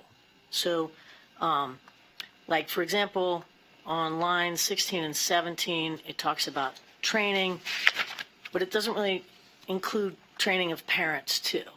And I don't know that you can force an LEA to train parents, but if you're offering training on a broad base, you could invite parents to attend that training. I mean, I think parents do need to be educated on this, and I think that was sort of the purpose of having parents sign off on it and having parents at least mentioned in the law. Lines 42 to 45 roughly talk about relational and social aggression. And I don't have a mic anymore. No, just there. I've been listening and learning about Angie's legislative writing, right? And I know that relational and social aggression is addressed in the law, but again, because this is a new rule and a new law going into effect, we may want to sort of define those terms somewhere. Maybe you're going to define them in the training, but if you're just a person off the street, it's hard to know what relational aggression is, what social aggression. Line 99, we removed parent. I don't know why we removed parent. I know we're not supposed to ask questions. I'm just sort of inciting questions. Line 99. The definition is somewhere else. It's in 277-100. The definition of parent is in a rule, Yes. 277-100, that applies to all of 277. So every rule that we do. Okay. Yeah. Okay. Lines 204 through 206 talk about training and by someone who's qualified to train. And I don't know if we have a plan on how we're going to determine who's qualified to train and who isn't. And if you have that requirement, if somebody has to be qualified to train and somebody, as part of the process, doesn't think that the person is qualified, where's that complaint going to go? Right? Line 215 talks about sexual overtones. that's going to be tricky because it sounds to me like sexual overtones is a pretty subjective term. What one might think is a sexual overtone, one might not, or we might interpret everything as a sexual overtone. Again, lines 230 to 232, I'm not sure why parents aren't included in that. 240 to 242, again, I'm concerned about employees and parents. 255 and 256 talks about a notice requirement, but there's no notice to parents. And then in the section on investigations that you just amended, the beginning at line 259, I'm concerned, what if more time is needed to investigate? You know, like, for example, I don't know the details, and I'm sorry about what happened to your son, Linda, but like, what if he wasn't really able to go back to school right away, right? And so more time is needed to complete that investigation. And in that same incident review, it doesn't seem to address or even create the possibility that a parent could be the offender. Was there a time period that you're? You know, unfortunately, I did these this morning. I didn't have the like I did them this morning based on the rule, but I didn't have the paper to work off of. There seemed to be a time requirement, and maybe that was the 5 days, and maybe you took that out or something like that. Yeah. So maybe that was addressed. And then lastly, beginning at line 292, we talk about only the federally protected classes, and we specifically exclude sexual orientation and gender identity. That's going to be a big area of where these incidences are. And those are protected classes under the Utah statute, under the Utah anti-discrimination statute. Sexual orientation and gender identity are included. So I don't know why we're limiting it to just the federal protected classes. I'm sorry, I'm being dense, but where does it say federal? Beginning somewhere around line 292, it talks about only federally protected classes. It was up there a minute ago. Well, it's actually 316. I was going to say 316, they And talked then about. there's a definition of there's also a definition of federally. Where is it? Federal. But we struck out sexual orientation and gender identity. I mean, I think we all know without looking at data that the data shows that those are big bullying areas. And they are protected in Utah law, so I don't know why we would limit those. That's all. Okay. But I would like to see parents and employees addressed more thoroughly in the rule and in the training. Thank you, Tracy. Thank you. Okay. So here we are. Okay, I've got a motion. Okay. I move that the Law and Licensing Committee passes out on first reading with the recommendation that the board review it on second reading only at the next board meeting so that we have time. I'd really like to process some of these suggestions that Tracy made, primarily the last one. I think she's exactly right, and I'm a little embarrassed I missed it, that there should be state protected classes and federally protected classes, and that would then cover the sexual identity issues that are explicitly deleted. But I'd like to explore some of those changes. I also agree that there could be more parent language in here so that parents could be more, could be optionally included. But that includes the recommendation as opposed to the, in the rule as opposed to a requirement. And the employees might also be an appropriate place to be included. I just want to explore those. This may not be the best place, but I want time to explore that, which is the meaning of my second reading recommendation. Yeah, go ahead, Elisa. I know you made a motion. I'm just wondering why not just hold it for another month and create a draft. I would be okay with that too. So one thing, either way, whatever direction you give, I'm going to report this month to Administrative Rules Committee.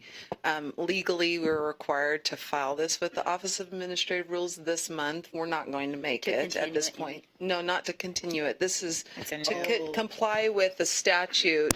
The statute, because of the changes that happen in statute, we have 180 days after the session to have rules enacted. At this point, we're not going to make it no matter what. We're behind. Because even if you were to do this on second and final in December, we'll have missed it. One thing that's nice, if at least this committee approves it on first reading, is I can say the board has at least read it one time versus holding it again. But either way, I will write whatever happens today. I can see the value in some ways of bringing it back to committee if you think there are going to be additional changes as opposed to taking the board's time in December. If ultimately January is going to be the real goal of, I'll explain it either way. So you make your decision. It'll be fine. Carol? Is it completely inappropriate, or I don't know if illegal is quite the right word, but could we pass it on first reading, signaling that to the Administrative Rules Committee, but then saying we'd like to have it come back to this committee for additional discussion next month? Mm-hmm.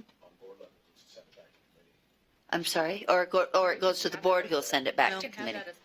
But I just think that wastes a month, and it wastes a month too. Well, and I don't care about wasting if it gets fully discussed. I have an idea. I have an idea.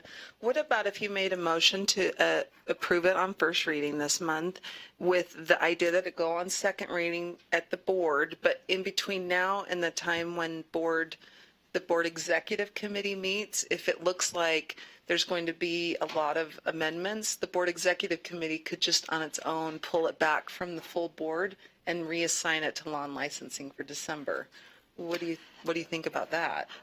That's okay too. I guess I just like the idea that the amendments would be explored publicly in this committee again, and if I can count on, especially with Elisa being here and being in that executive committee, I try to be there too, but not officially. But anyway, if we could count on that happening, I would feel good about it. I'll be there. But I just want to make sure that it is officially explored on the record. I'm actually not very afraid of describing why this rule is taking our time. I mean, I think it's an important issue, and the legislature will just maybe have to understand. We've put this bullying rule out many times since last December. It's not because the board doesn't care about it.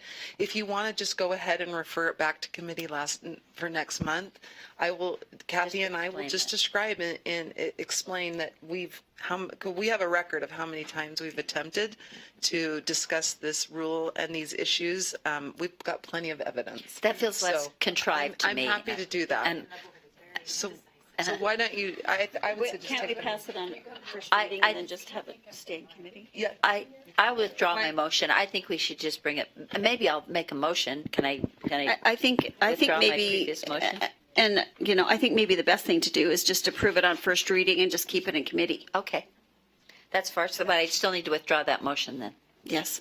And remake a motion or make a new motion, which would be, I move that the committee keep this rule in the committee, the Law and Licensing Committee, for further discussion in upcoming months. Okay. Oh, I'm guessing. So the motion is to approve R277613 on first reading and keep it in committee For further discussion. for further discussion and amendments. Okay, did you get that, Sybil? Okay. Did you guys get that? Okay, is there any other discussion? Okay, all in favor? Aye. Aye. Any opposed? Okay, thank you. Yes. Tracy? Okay. Just while Andy's here making notes, and so I don't forget to send an email. The other question we had was, I guess in 53A-11-301, there's supposed to be a grievance process for an employee who experiences abusive conduct. So I'm not sure how that marries if it's reported under this rule. So it's just, since it has, you don't even need to discuss it. I'm bringing it to your attention so that when you look at revisions, you see how that marries. Okay, thank you, Tracy. Yeah, Corby. And also, just a reminder, we do have this rule, but also we have a model policy, and some of those concerns we can distributely write out in the model policy and the model training that we have to do by statute. Okay, thank you. Thank you.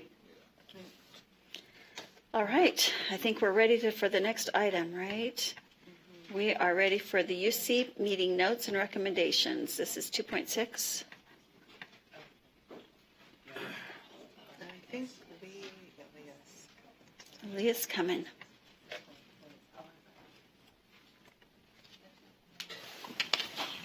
Thank you, Chair. Leah Voorhees, Assistant Superintendent of Student Support. This is an information item. As you know, the Utah Special Education Advisory Panel meets quarterly to advise the board on points of recommendation related to special education in the state of Utah. I bring those minutes to you quarterly, and if related to those minutes they have any recommendations, they write them up formally, and I bring those recommendations to you. This month, or related to this meeting, you can see that they made formal recommendations related to the proposed changes to the educator licensure structure that you discussed earlier in your meeting. Okay. I won't go through those. You have those available. I just want to bring your attention to specifically bullets 2 and 3 on those recommendations. They just wanted to make sure that you paid attention to the fact that they are very concerned that all pre-service educators receive training on best practices that benefit all students. So all teachers receive training on best practices that benefit all students, so not just special education teachers. Including multi-tiered systems of support, classroom management, behavior intervention, and differentiation, because if all teachers have that pre-service training, all students, including students with disabilities, will benefit. And then bullet number 3, they recommended that you identify a minimum competency requirement for the proposed associate educator and the LEA specific licenses, exactly like all of those who testified earlier to you. So. Okay. Any questions for Leah? I wish we would have gotten this while Travis was here, because I had a couple of things. Travis and Diana both got copies of this right after the meeting, so they've had this for a while. Okay, thank you. Yeah. Do you, because we've got you here in this room for a minute, do you believe that all teachers need, whether they're alternatively prepared, is it your experience that all teachers need some training specifically to dealing with special ed students? Yes. Yes, I actually think that this is a very powerful, bullet number 2 is a very powerful recommendation, that if all pre-service educators receive training in MTSS, in classroom management, behavior intervention and differentiation, all students with disabilities, students who don't have a disability but who struggle in some particular content area, students living in poverty, students who are learning English, all students will benefit. That means alternatively prepared teachers. Yes. As well. Yes, as well. College students do get it. They require those. But exactly. But not alternatively. But not. And that's what I'm saying. That's why I wanted to. It would have been nice if Travis was here, so I could ask him what the requirements were. That's a really good point. Because I think some of it may be required for ARL, but I don't know. So. And to that point, I mean, that can be provided in some other format, in a module or, some other format. But yes, I do. I personally do. Okay. Thank you. Any other questions for Leah? Okay. Thank you for. Thank you. Thank you. Thank the committee for us, will you? Yes. Thank you. Okay. We are Are you still okay on time? Yeah, they called in the surgery's been delayed till 1:45. So. Okay. 2.7, R277211-8, disciplinary letters and dismissal. Oh, is Ben here? Oh, Angie went to get Ben. Okay. And so let's take a 5-minute break. We're going to need Ben for the next two, so. Okay. The other one. Bylaws.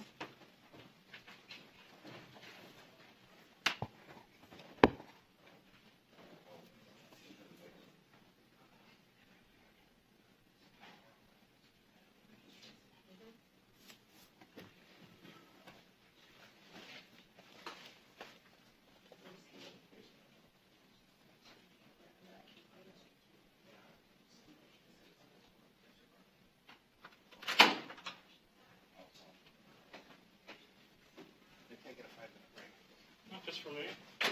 Just for you. Oh. Yeah, I appreciate that. Yes, what's in the labor law? 34A. Section 5. Section 106. And then the small a. Yeah. Small I, and then capital I and capital J.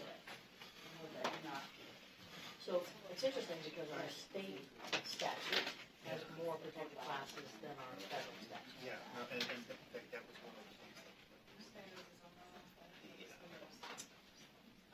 There'll be a while. Yeah. Let's discussion. What next is a list of all the protected classes. Yeah. Because it's too hard to whether they're in or out. Sure. So, okay, no, hey, thanks. Sure.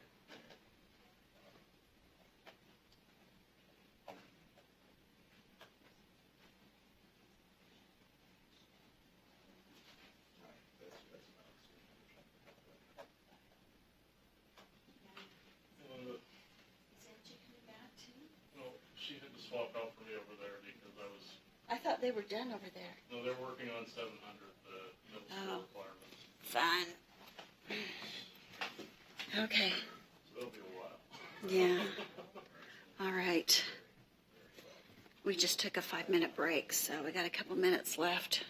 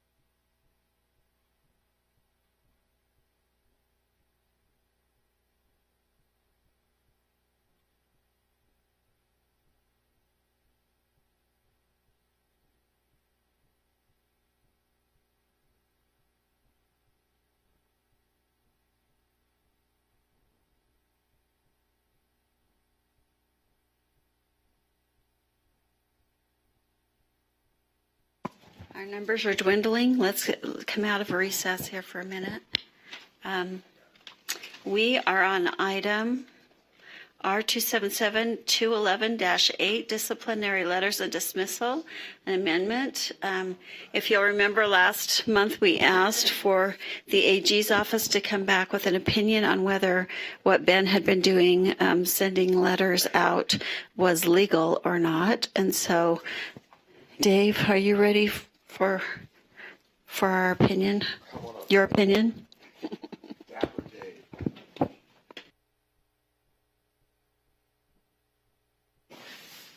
No, I got the assignment from Brian, who was here at the last meeting, and began preparing a written opinion, only to have that written opinion clarified by Ben to the point where I now no longer have a written opinion, but the matter actually is a fairly simple question, and that is that the question having to do with these, whether his actions are have any liability associated with them, either by way of due process or by question. Committee members, are you listening? Dave's giving us the official opinion, so. Well, I will have that in writing. I apologize for not doing it. My first draft of it ended up being gutted by Ben after he pointed out to me. That's okay. After he pointed out to me. I could probably have it by early next week. That's okay. I think because it's actually a very simple answer. Okay. And the due process issues are the 5th and 14th Amendment protect against due process from the deprivation of life, liberty, or property, and it is. The basic requirement is that there be some kind of a governmental action which is in deprivation of those protected matters. By definition, within Rule 277-210-2, it indicates that actions means a disciplinary action taken by the board adversely affecting an educator's license. And first, that's A, and B is action does not include a disciplinary letter. And then it goes into the definition of disciplinary letter, where it indicates that any other action that the board takes to discipline an educator other than a letter of discipline, a letter of admonishment or warning, he said, does not rise to the level of an action within the definition of the section. So what it's essentially saying is from a due process standpoint, this is not an action of the board which is subject to due process or subject to the due process protections, because there's nothing been taken or no deprivation, and 2, is specifically defined not as an action of the board. Okay. So what you're telling us is the action that Ben's been taking to send out letters to LEAs to let them know what the status of it's not illegal. It's not a deprivation of due process. There's no no due process issue is raised by his actions, because the letter itself is not deemed to be an action of the board, which would otherwise have any kind of an adverse effect as to the educator's license. Okay, Michelle first, then Carol. Okay, I have a question. Sure. Are letters being sent if they're not employed, like to past employers, or what's? I completely agree with if they're employed being sent, or if they're looking for employment being sent to prospective employers. I'm just wondering if they're not employed. The practice is to inform the complainant. So if they were employed by a district and that district reported them to us, we would advise them of the disposition, even if it was a former employer. Yes, it's people who are not employed. The answer is they're being sent. But they were the ones that brought it. No, they aren't always. They were the ones that brought it, and then we would only inform a prior district if they were the ones that reported the misconduct. Okay. Now I get a question. I have some questions. I have a question for Dave that I personally don't agree with your analysis, because I think the property interest extends beyond actions. The action language is in our rule. It's not in the Constitution. No, it's actually in the Constitution. As it says? Yeah, it says deprivation. In other words, it doesn't say action, though.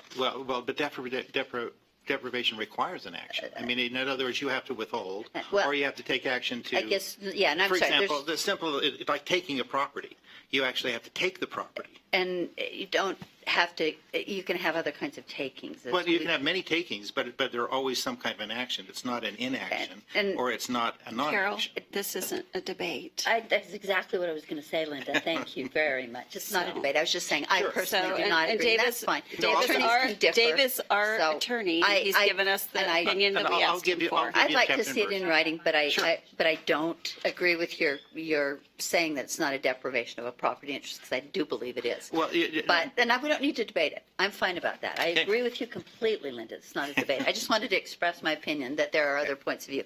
But I also had a couple of other comments about that. And Hold on a minute. Does anybody else have anything that you want to say before? I don't. Okay. I have just a follow-up to that, and that is that I think that it is a board action to send the letter, and we can't deny that. Now, the point is, if you believe that the letter is not a deprivation, that's different. But the board does send the letter, so I think we have to acknowledge that. But I do have You mean the mailing of it?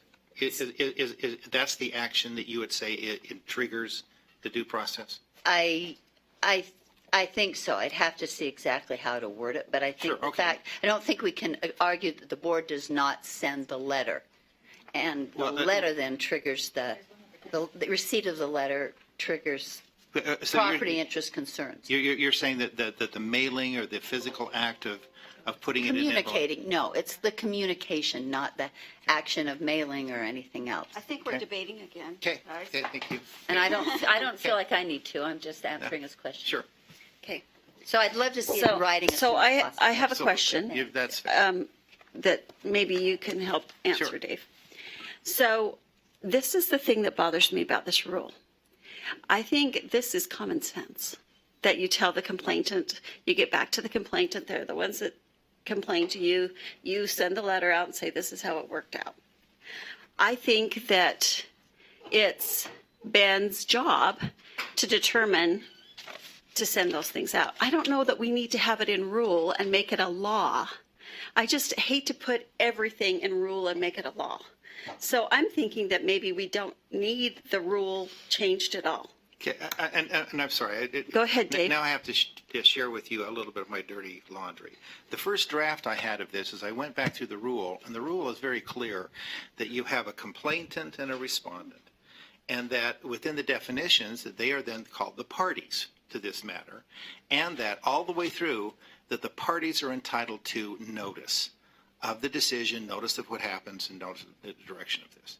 And so I thought, well, that covers due process, because if a rule's already been established properly, that those parties are there. Now, with that, as I sat down with Ben pointed out, and he said, well, there's this funny part about the law and about our rule, because what it is that the complainant actually is Ben. So according to our rule, Ben is obligated to provide notice to himself.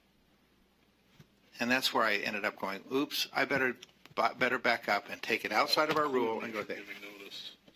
No, but it doesn't. But what it does is that everything else in the rule angles just exactly the direction you're saying, which is we want to provide notice to those that are affected, or those that that were complainant, brought the matter forward, but because of the technicality in which the way it was written, we now had this kind of a funny little loop, which we'll probably have to straighten out as I talk to Ben.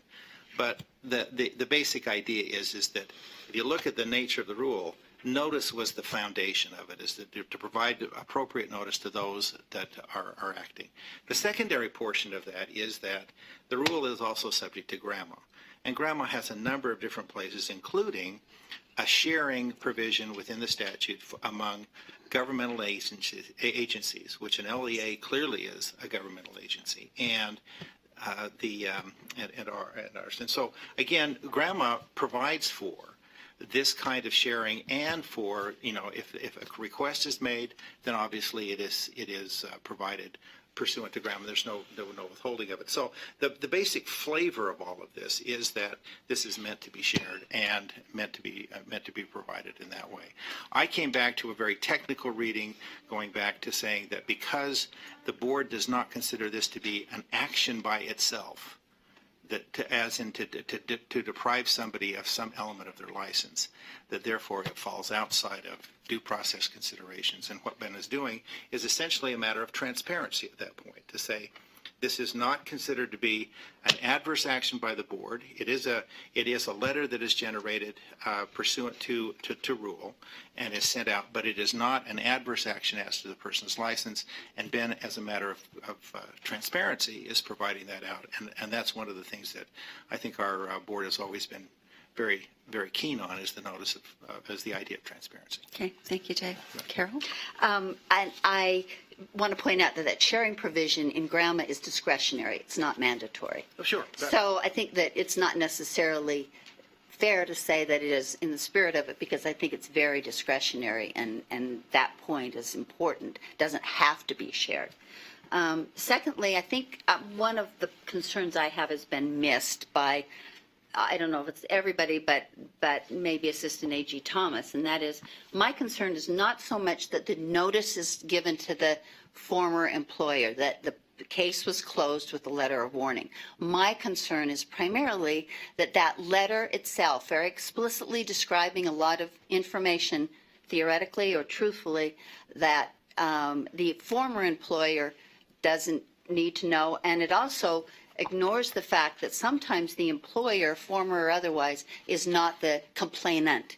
It's not always the former employer that's the complainant. So by routinely sending that to the former employer, your analysis breaks down. It's not always being sent to the complainant, because the complainant could be a parent, could be another teacher, could be a police. Sometimes provides that information. So I think that's a concern, and I want to make an amendment to that point, because I think it's a violation of someone's privacy to send information of the nature of a letter itself to a former employer where there's no connecting information or relationship anymore. Okay. I'd be interested to see that privacy interest, that you have. That the person's getting information about his medical condition. None of that's provided. In the letter, often, have you seen the letter of warning? Okay. My letters of warning don't go into that much detail. But sometimes they do. Very rarely. Okay. Sometimes they do. Very rarely is still something. I would not put a person's medical information in there. Because he had a drug addiction. Because what's the nature of the letter of warning? Because he was now in rehab, or there are a variety of things. I can just say that when I do a letter of warning or a letter of admonishment, I say that the Board of Education reviewed the general allegation that you did something. It's generally a sentence. It doesn't go into detail. Reminds the educator of the educator standards rule. Maybe has a sentence or two admonishing them on specific provisions of the educator standards. But this isn't like a greatly detailed letter that's going into detail about medical history or medical issues they may have. I don't go into that much detail. And I have to tell you, again, I will say, I don't think that we need to micromanage the way Ben's doing his job. I just feel like this is part of his job.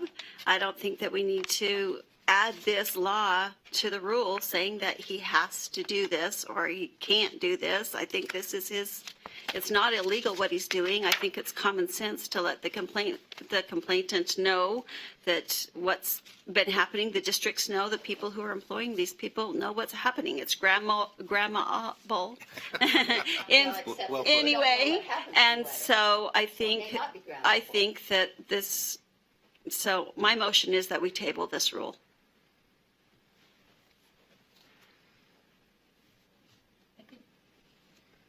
I think, though, it is good to have a rule with a basic guideline. I don't know. I'm asking. It's either a rule or it's not a rule. It's not a guideline. Right. No, we're making an amendment. So we're adding. No, I'm just saying. Oh, okay. That we just table the amendments for this rule and just go on, let Ben go on and do his job the way he's been doing his job. I would because I ask- think that that's what needs to be done. But I don't think we need to have it in the law. Do you agree with tabling? Are you okay? As long as we're not doing anything, then I'm. And I'm sorry, if your question is there a legal liability associated with what Ben is doing? In my opinion, is no. Okay, and then do we need to put these changes in the rule? Is it needed? I have We're comment having to- discussion. And I have a comment to the motion too, once, if Michelle's done. Carol? You ready? I think actually sending the letter, though it may not be, and I'm not even conceding it's not legally required. I think sending a letter about a former employer about a former employee to a former employer is something that needs notice in a rule. I absolutely do, and I think we should stop assuming that the complainant is always the former employer, though I think the letter is always sent to the former employer, whether that person's the complainant or not. So I think it's important that it is in a rule, from my perspective, and I want to say that publicly.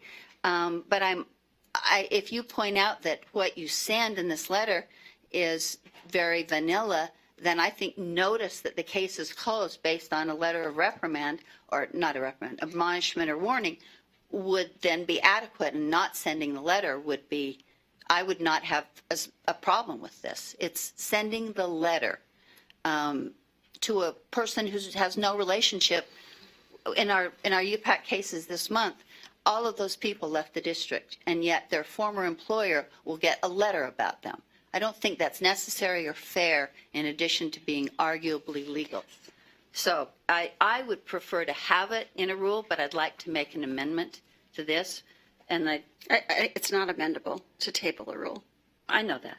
So we're going to vote on it. We're going to vote on this. Then if it passes, and I'll try You again can't, at the board I'm meeting. sorry, Tracy, I know you signed up to make comment, but you can't make, after the motion's made, we can't have public comment, so. Well, you didn't ask her to before the motion was made. I know, so that was my mistake, but we can't have public comment now. Could you? In the middle of a motion. Not make an exception. So, all in favor of tabling this motion? Say aye. Aye. Opposed? No. Okay, so we have 2-1 with two exemptions. I am just thinking still. Well, those are no votes if they vote. It's a no vote if they don't vote, Linda. So that's great. Let's go. Sorry, I'm. So do you, I think we could benefit from hearing from Tracy. I don't know if I'd like to say table, but maybe give us a little bit of a month to think about it. We've already had a month. Another I know. month wouldn't hurt. I just want a clarification one last time that the letter of warning is only sent to the former employer who brought the allegations forward. That is how I have instructed my staff. That's Yes. I don't think Ben, I don't think that, so my understanding is Ben's sending the letter out of warning out to the person who complained about it, and if they've changed employers, he's sending it out to their new employer.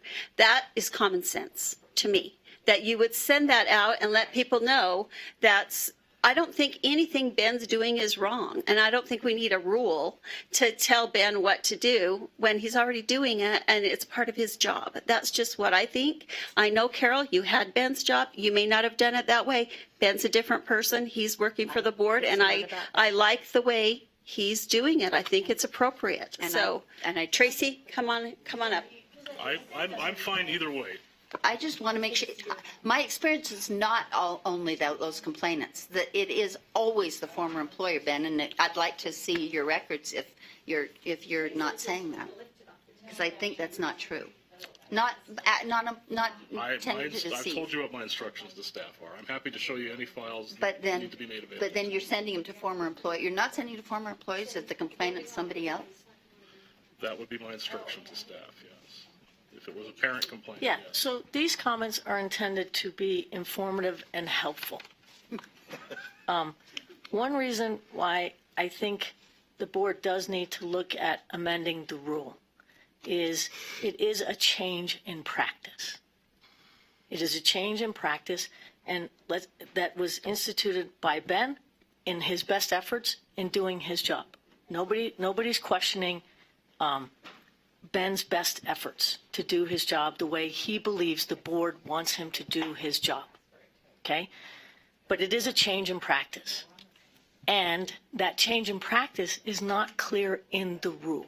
So in the rule itself that's up on the board, it does not, the amendments indicate that these letters would be sent to the employer, former, present, future. But without these amendments, the change in practice is not supported by the rule. So that's why I think tabling the rule without looking at the amendments may not be the best solution to this. Okay, I appreciate the work that Assistant Attorney General Dave Jones did, and so it's clear that doing this in his legal opinion, which I respect, is not subject to due process. And why it's not subject to due process is it's not considered an action. Okay? And if it's not considered an action, then what do these letters serve? It seems to me that you want to inform the complainant or the employer. And if you're informing them, you don't need to send a copy of the letter. You simply need to inform them. No action was taken. No action was taken. And you can say no action was taken. A letter was sent to the educator, and the case is closed. Because the original purpose of these letters, these disciplinary letters as opposed to actions, was a communication between UPAC and the educator to say, we didn't find this to be misconduct that warrants any action on your license. We didn't find this to be a letter of reprimand, a suspension. But we find this concerning, either to the level of warning or to the level of admonishment, so please take note of that. And before, the board didn't have to approve these letters. Now the board has to approve them. Now the board has to approve those actions. Those used to be UPAC actions only. It was just a communication between UPAC, but now we've changed that. And now the board approves this, or the board doesn't approve it, and it gets more investigation. So if the purpose is just a communication to say a little warning, then the letter should only go to the educator. You can still inform. You can still inform. I mean, Ben can say, in this case, no action, letter sent to educator, case closed. And these are your decisions. Yes, they're your decisions to guide Ben. Okay, but by sending a copy of the letter to the employer, that's what complicates this, because the employer has already taken an action on this. Yes, they sent it to UPAC, but it's already something that they've taken an action on. Now UPAC has another action. Again, everything else you're talking about, you want to separate employment and licensing. This commingles employment and licensing. To send the letter, not to inform the person, but to send the letter, commingles employment and licensing, because the educator has nothing to say about what goes in that letter. And the educator has no due process, as Assistant Attorney General Dave Jones pointed out. It's not an action. You don't have due process. So now the problem is, if the educator doesn't agree with what is in the letter because the letter went to the employer, and now the educator wants to challenge what's in the letter, there's no process for that. If the letter isn't going to the employer, just the information, just informing, then there's nothing to challenge. So that's why I do think you want to consider the amendments. That's why I do think that you want to consider not sending the letter. Simply inform the employer. And I do think it is separate to inform a former employer. But I think the new amendments, or this version that I read this morning, takes out former employer. I think this version just talks about the current employer and the... No, it's the same. Okay, It's the but same. whether or not you inform, I mean, if the former employer is the complainant, then inform them, but you don't have to send them a copy of the letter. Thank you, Tracy. Thank you for listening. Okay. Without objection, we're going to reconsider our prior motion. Is there an objection? Okay, seeing no objection, we are going to reconsider tabling the rule and leaving it in committee. It can be brought off the table anytime we want, but that's what it is postponing it indefinitely because we don't feel like it's necessary. At least I don't feel like it's necessary. Is there any further discussion? Yep. I do feel like it's necessary. I think Tracy made the point much better than I did about a change of practice that, although it's just a practice, still was what educators expected. And I think that change of practice merits notice to educators about who will receive information about them. And I also think it's really important to note in this practice that is not noted, that could be noted in the rule, that I don't have as much problem about information sent to a current employer. I am not comfortable with information sent to a former employer, especially when it gets to the specifics of a letter, however it is that you write. So I think it's important to have the rule in place, and then I'd like to propose an amendment to the rule that would have the letter sent to a current employer, but not to a former employer. Because that's, I think, not only fair, but it also precludes those privacy concerns about information going to a former employer who now has no relationship to the bad acting educator. Okay. Any other comments? The only other thing that I wrote down here, and I feel like not all practice needs to become law. Okay? Just because it's a practice doesn't mean it needs to become law. And I don't think we need to add more things to law. So those are my thoughts. So any other comments, questions from other members of the board before we vote? Michelle. I would like, though, to at least put the practices that Ben is doing into some type of a rule, because I don't foresee anything happening to Ben, but if he does and we have to look for somebody else, it would be nice to have what he's done. And I don't know how to do that, but that's the point of the rule. Okay. Yes. Well, I would say that not everything an employee does in their department has to be in rule. They have policies for their department. So I would urge him to have a policy in his department that explains his practices. I like that. But not necessarily a board rule. And my concern about that, Elisa, is that Carol? doesn't necessarily, thank you for noticing.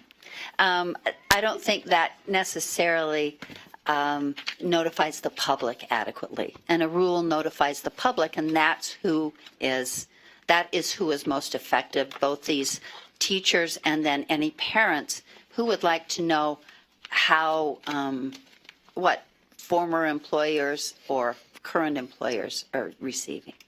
Okay. All right. Did you still? Okay, Elisa. Sorry. I get your point. It's just, where do you draw the line? Because there's other areas where someone would say, okay, well, we shouldn't be telling them what to do, blah, blah, blah, blah, blah, as department heads. And so, it's just this squishy, sometimes we tell them, sometimes we don't. What the public needs to know is when Carol. All right. We're going to call for the vote. All those in favor of tabling what's R277? What's the number? 211-8. 211-8. Say aye. Aye. Any opposed? No. Okay, so that's Bolter, Hanson, Ellis, and Nielsen, ayes, and Lear, no. So it is tabled.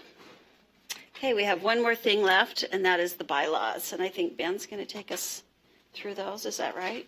Yeah, so what we have slated is just to talk about a couple sections of the bylaws to see if there's any additional changes that the committee would like to see made, as we've been doing on an ongoing basis to look at the bylaws.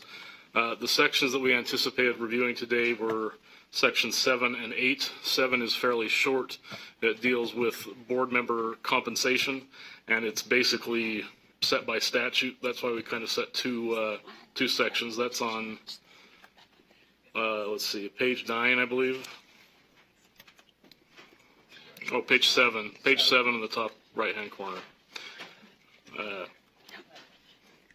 see, page 7. 4, 5, 6, 7. I don't know where I put my glasses. I put them somewhere. So it would be section 7 underneath that.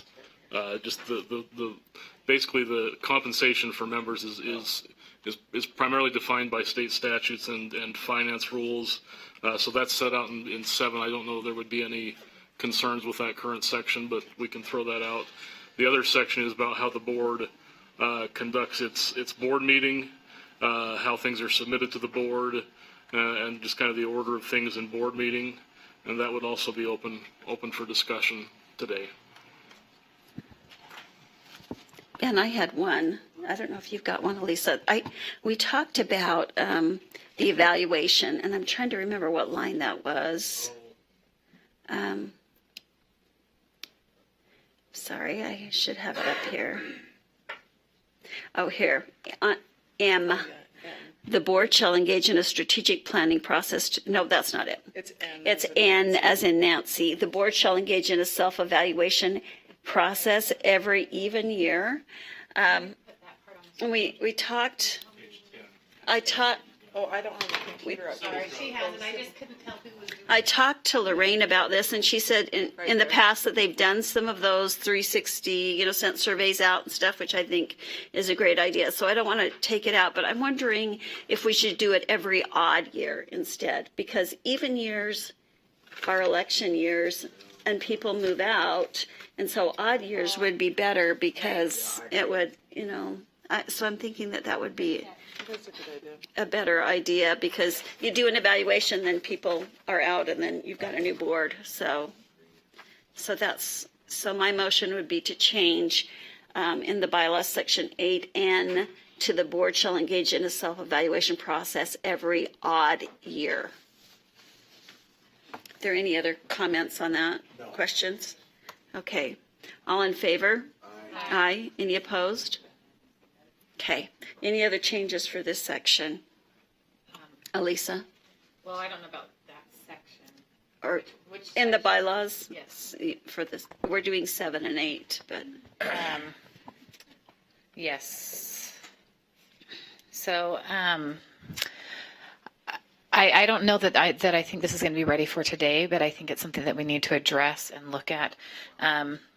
So in 8 under meetings, we talk about board executive committee.